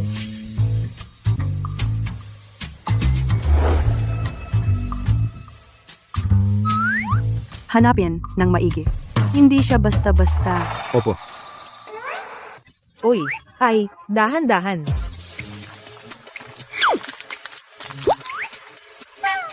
Ikaw ay... Ay, Ikaw ba si James Bond? Nagdadala ng napakaraming gamit? wala na ngayon.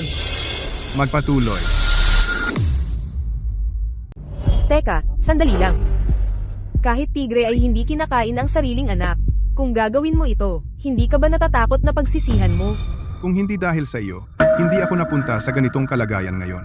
Ang pinagsisisihan ko ngayon ay ang isilang ka. Nanay, ganyan din ba ang tingin mo?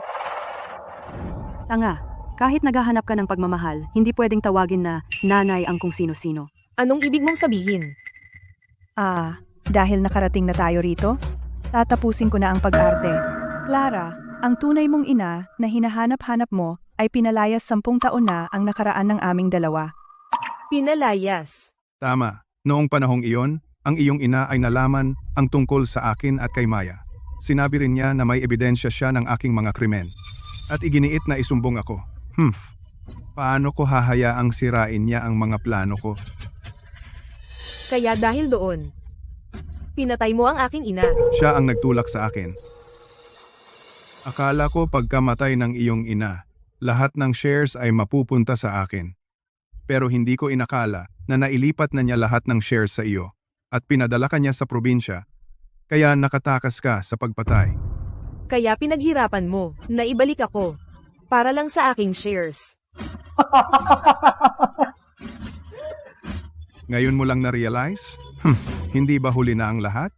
Sabihin mo sa akin, ano ang pangalan ng aking ina? Sasabihin ko, walang problema.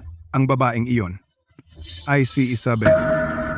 Ngayon, kayong lahat ay ililibing kasama ng aking inang si Isabel bilang handog sa libing.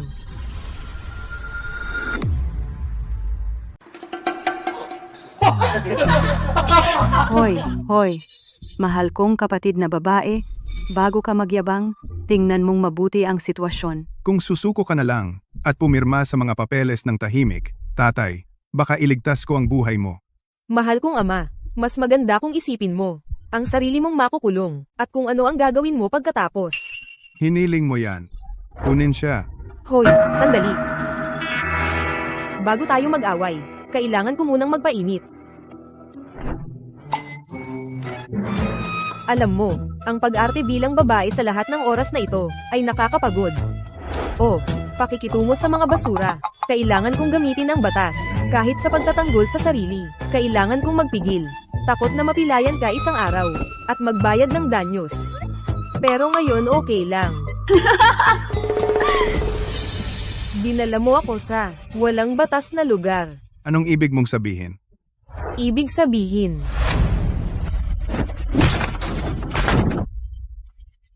hindi na ako kailangang magpigil.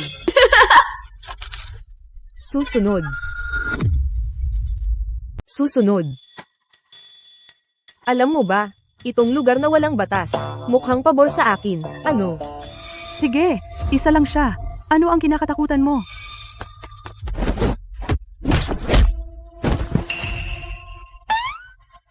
Tingnan mo, walang signal dito, at walang surveillance, di ba? Ang sarap. Hindi na kailangan mag-alala sa labis na puwersa, o magbayad ng danyos.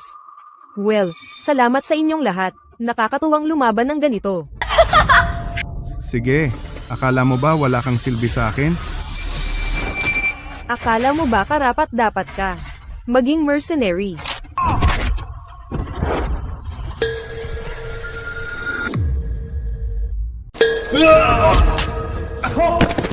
Aray, binti ko, binti ko. Tahimik. Ang ingay. Tumahimik ka. Hindi, ikaw. Hindi ka ba taga-probinsya? Bakit ang galing mong lumaban? Ikaw, hindi mo ba sinabi ang pangarap mong trabaho ay maging abogado? Paano nangyari iyon? Huwag mong maliitin ang mga taga-probinsya. Libangan lang ang abogasya. Ang totoo kong pagkakakilanlan ay isang internasyonal na tagapagsanay sa labanan. Sinasanay ko ang mga special forces sa malapitang labanan. Huwag mo siyang pakinggan. Kung sino man ang makapagpabagsak sa kanya, doble ang bayad. Oh, tatay, ang pagiging matigas mo ng ulo ay kailangang magbago.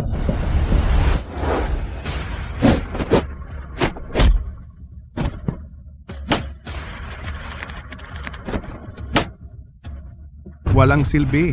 Puro walang silbi. Ang anak mo, ako, ay talagang magaling sa pakikipaglaban.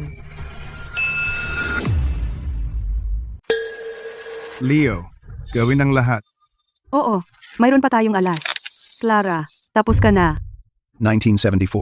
Sa Timog Silangang Asya, unang beses akong lumaban sa isang laban ng kickboxing. Nanalo ako ng kampyonato. 3 sunod na taon kong pinang-ibabawa ng Asya. Batang babae, mali ang nakalaban mo.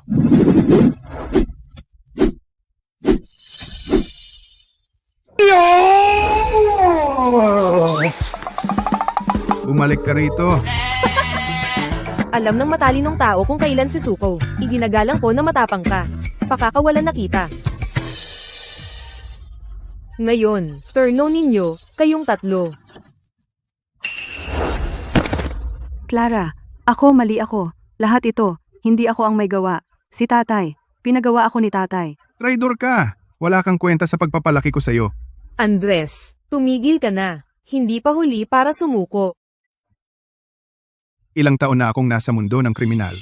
Akala mo madali lang akong talunin? Kung papatayin kita, walang makakaalam na ako ang may gawa. Mamatay ka na. Pumunta ka sa impyerno. Ito. Noong huling beses sa silid-aral, nakita ko ang baril na ito, at pinalitan ko ito ng baril ng tubig. Masaya, di ba? Paano ito nangyari? Wala nang natitira pang pusta, di ba? Pagkatapos, makikipaglaro ako sa iyo. Paano iyon? Kung may manalo, pababayaan ko siyang mabuhay. HMM. Ano ang masasabi mo? Gusto ko na ikaw, na ay lahad ang mga krimen ng isa't isa. Ang sino mang makapaglahad ng pinakamarami, ay magiging maluwag ako sa kanya. Ang laro, ay magsisimula na ngayon.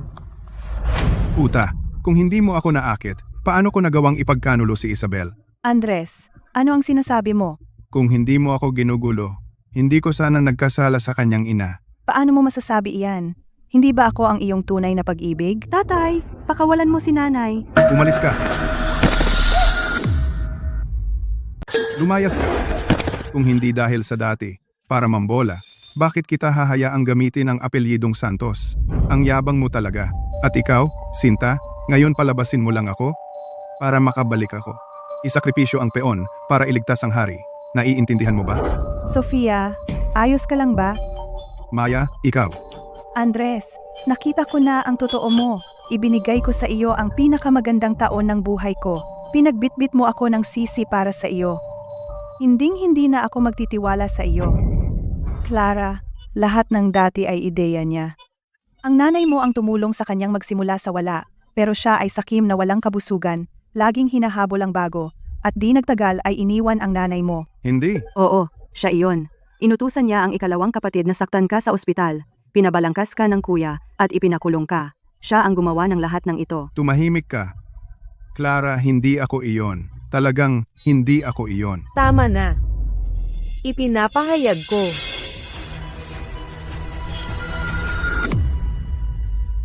Tabla. Isa pang round. Ikaw niloko mo kami. Hindi naman ganun katanga. Pero siya ay walang kabusugan na sakim, mahilig sa bago at ayaw sa luma, at di nagtagal ay iniwan ang iyong ina. Inutusan niya ang ikalawang kuya upang lumpuhin ka sa ospital. Pinahuli ka ng panganay na kuya at ipinakulong. Siya ang gumawa ng lahat ng ito. Nagulat. Hindi inaasahan. Andres, nagkasala ka ng ilegal na pagmamayari ng baril, pandarambong, maling paggamit ng pampublikong pondo, sinadyang pagpatay, pag-uudyok sa krimen, pinagsama-sama, karapat-dapat kang barilin ng 100 beses. Tama na. Hindi ako naniniwala na ang isang ligaw na babae mula sa probinsya ay maaaring magpakulong sa akin, Andres Santos. Maya, tumulong ka sa sinadyang pagpatay, nagtago ng mga krimen, kahit 15 taon. 15 taon? Kapag lumabas ako, magiging matandang bruha na ako. Tanggang tanga, wala akong pakialam, umiyak ka dyan. Ngayon nakikita ko ng malinaw. Katulad ka ng iyong ina, laging nangangaral ng moralidad at katarungan. Ngunit sa totoo lang, ikaw ay isang malamig na hayop. Umanig ka sa katwiran, hindi sa pamilya. Mahalaga ba talaga ang batas kaysa sa pamilya? Ang bansa ay may sariling batas. Sa aking puso, ang batas ang higit sa lahat. Sige, mukhang kung hindi ko ipapakita sa iyo ang kaya ko, hindi mo malalaman kung gaano ako katigas.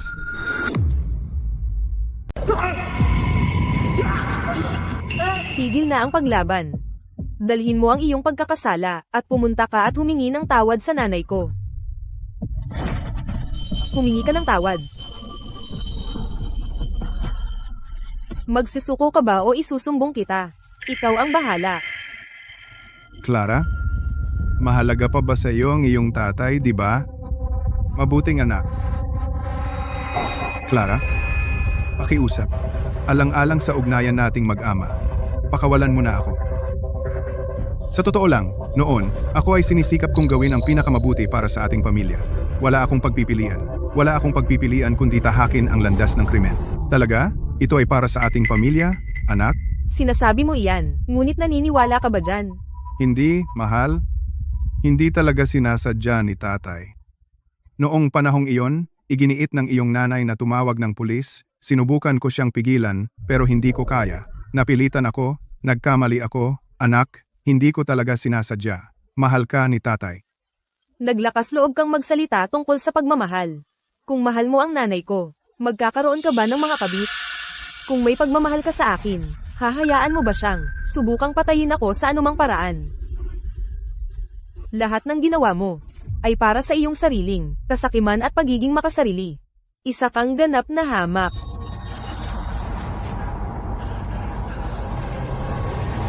See? Dahil ipipilit mo ang aking kamatayan. Walang mabubuhay.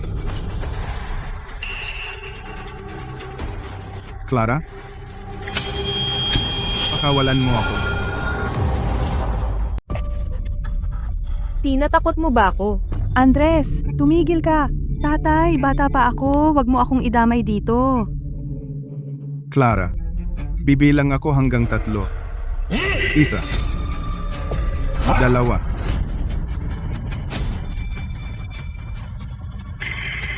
3.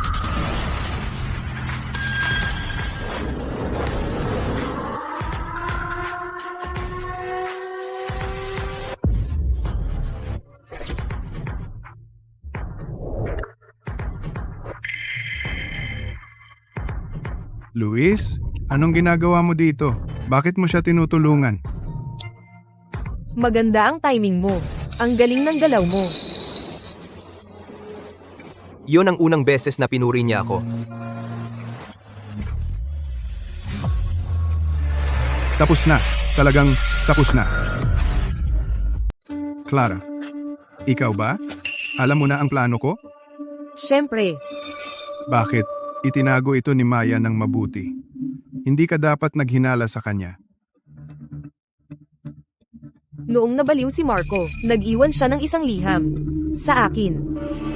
Maliwanag na nakasaad dito, kung paano mo tinrato, ako at ang aking ina noon. Kaya iyon ang babaeng iyon. Dapat ko na siyang pinatahimik noon pa.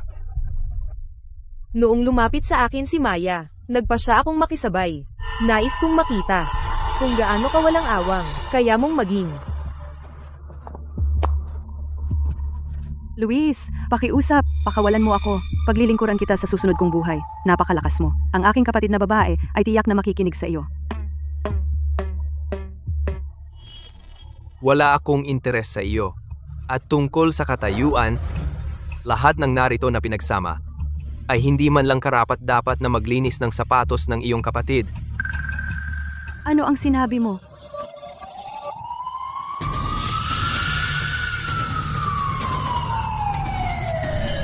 Teka, hindi ba ito sa ibang bansa? Bakit may mga pulis? Talagang ignorante kayo sa batas. Akala nyo na sa ibang bansa, maaari ninyong gawin ang kahit anong gusto ninyo. Ang pagpapatupad ng batas ng ating bansa ay matagal nang kayang gumana sa ibang bansa. Dalhin sila. Clara, Bitawan mo ako. Nakakainis. Anong problema? Nasaktan ka ba? Biro lang, makipaglaban sa mga maliliit na gaya nila, hindi ako masasaktan.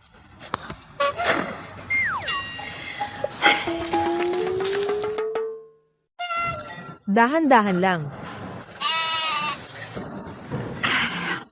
Ninang, kaya ano sa tingin mo? Kumusta ang ginawa ko ngayon?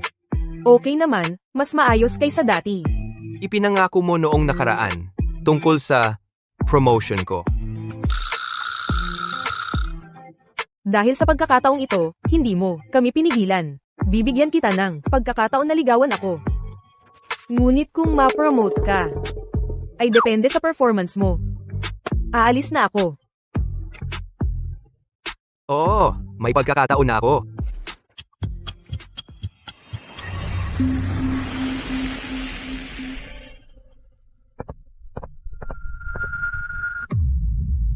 Si Sofia Santos ay nahatulan ng pandaraya at pinalubhang pananakit.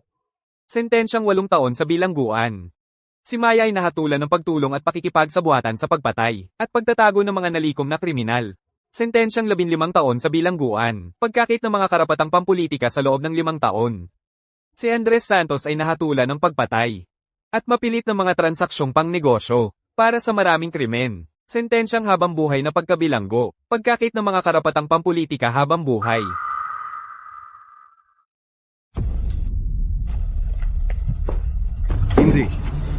Hindi pa ako tapos. Tatay, bumalik na ako. Munting prinsesa. Sa wakas, nakabalik ka na. Marami kang pinagdaanan, di ba? Tingnan mo nga, ang payat mo na. Tingnan mo ako. Tigil, tigil, tigil, tigil. Yaong mga mangmang sa batas mula sa pamilya Santos, ay hindi ako mapapahirap. Paano mo sila inayos? Pamilya lang yan. Naayos ko silang lahat ng maayos. Pinagsama-sama ko sila. Napapaligiran ng mga pinakamasunurin sa batas na masisipag. Tinitiyak na matututo silang maging tao.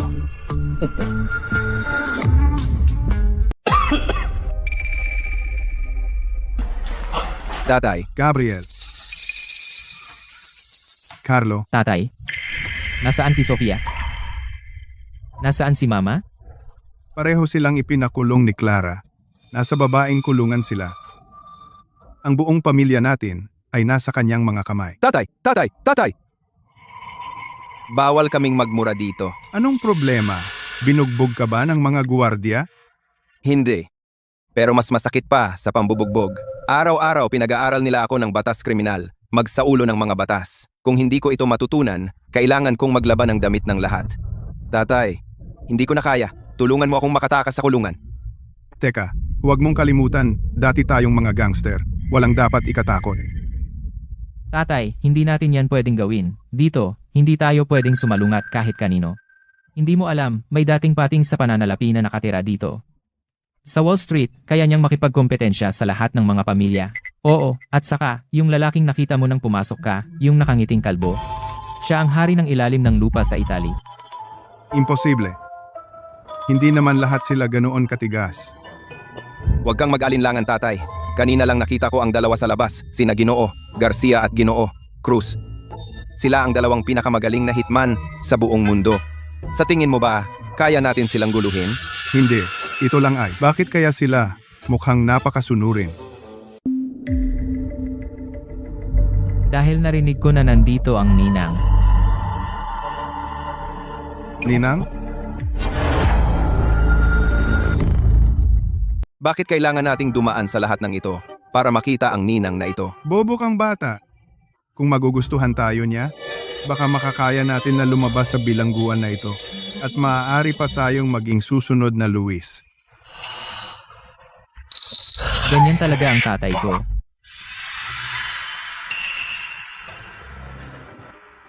Ninang, kaming tatlo ay mula sa pamilya Santos ng Bayan ng Payapa.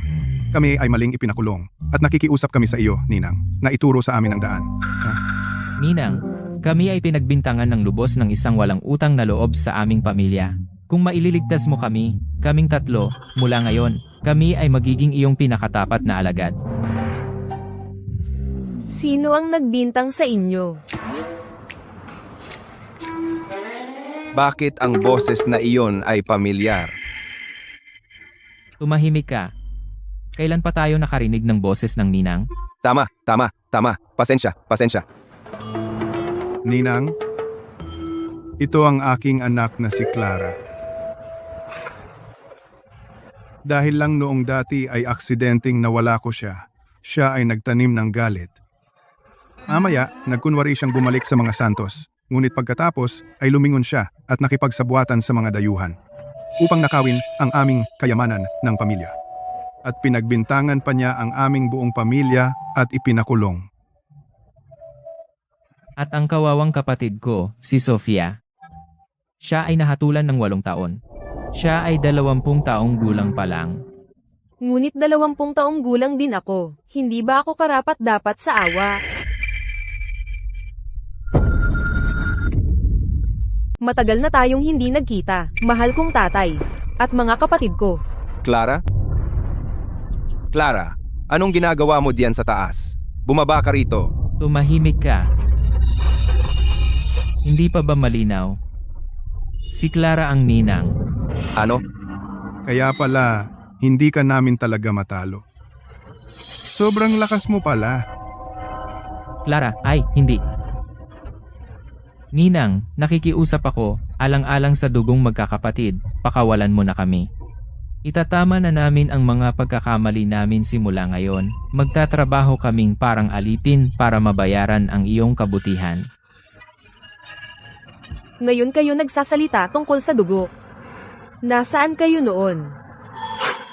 Mahal kong anak, ayaw mo ba ng mga shares? Ang mga shares ng mga Santos, lahat sa'yo, basta palayain mo kami. Ang kalusugan ng tatay mo, hindi na kaya. Wala ng pamilyang Santos ngayon. Naibenta ko na lahat ng ari-arian ng mga Santos. Idinonate ko sa mga bundok at mga legal aid center. Naibenta? Iyon ang gawain ng buhay ko. Paano mo iyon basta na ipagbili? Sino ang nagbigay sa iyo ng karapatan? Ako ang tanging tagapagmana ng mga Santos. Ang asset na ito ay nararapat na nasa akin ang kontrol. Bukod dito, hindi ka na makakalabas sa iyong buhay. Anong pinagkaiba kung umiiral o hindi ang mga Santos? Huwag mong sabihing hindi kita binigyan ng pagkakataon.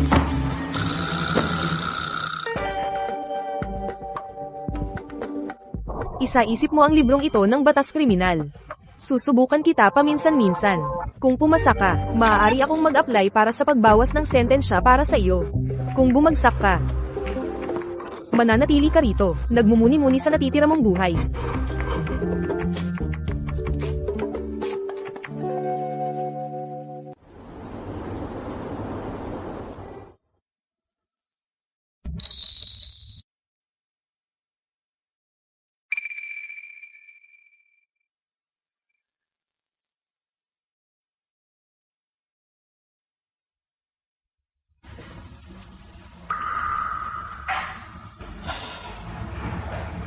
Pamilya mo pa rin sila. Talagang hindi ka nagsisisi. Pagkatapos ng lahat, pamilya mo sila. Sigurado ka bang hindi ka nagsisisi? Hindi mo ba iniisip, sila ngayon ay mas cute kaysa dati? At saka, sa puso ko, ikaw ang totoo kong tatay.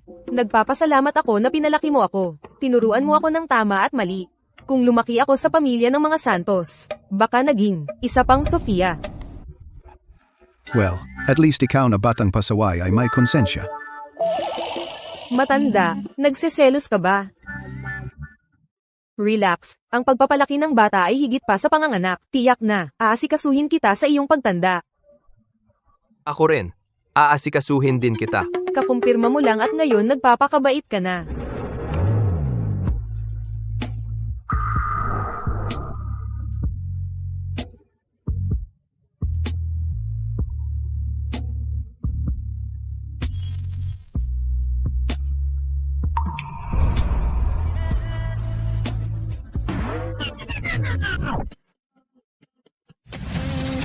Ninang. Oh, ikaw na pasaway. Nasuri ko na ito. Totoong naapi sila. Mabuti. Tandaan ninyo ito. Ang katarungan ay maaaring maantala, ngunit hindi ito nabibigo na dumating. Ang batas ay hindi yumuyuko sa damdamin. Nakuha nila ang nararapat sa kanila.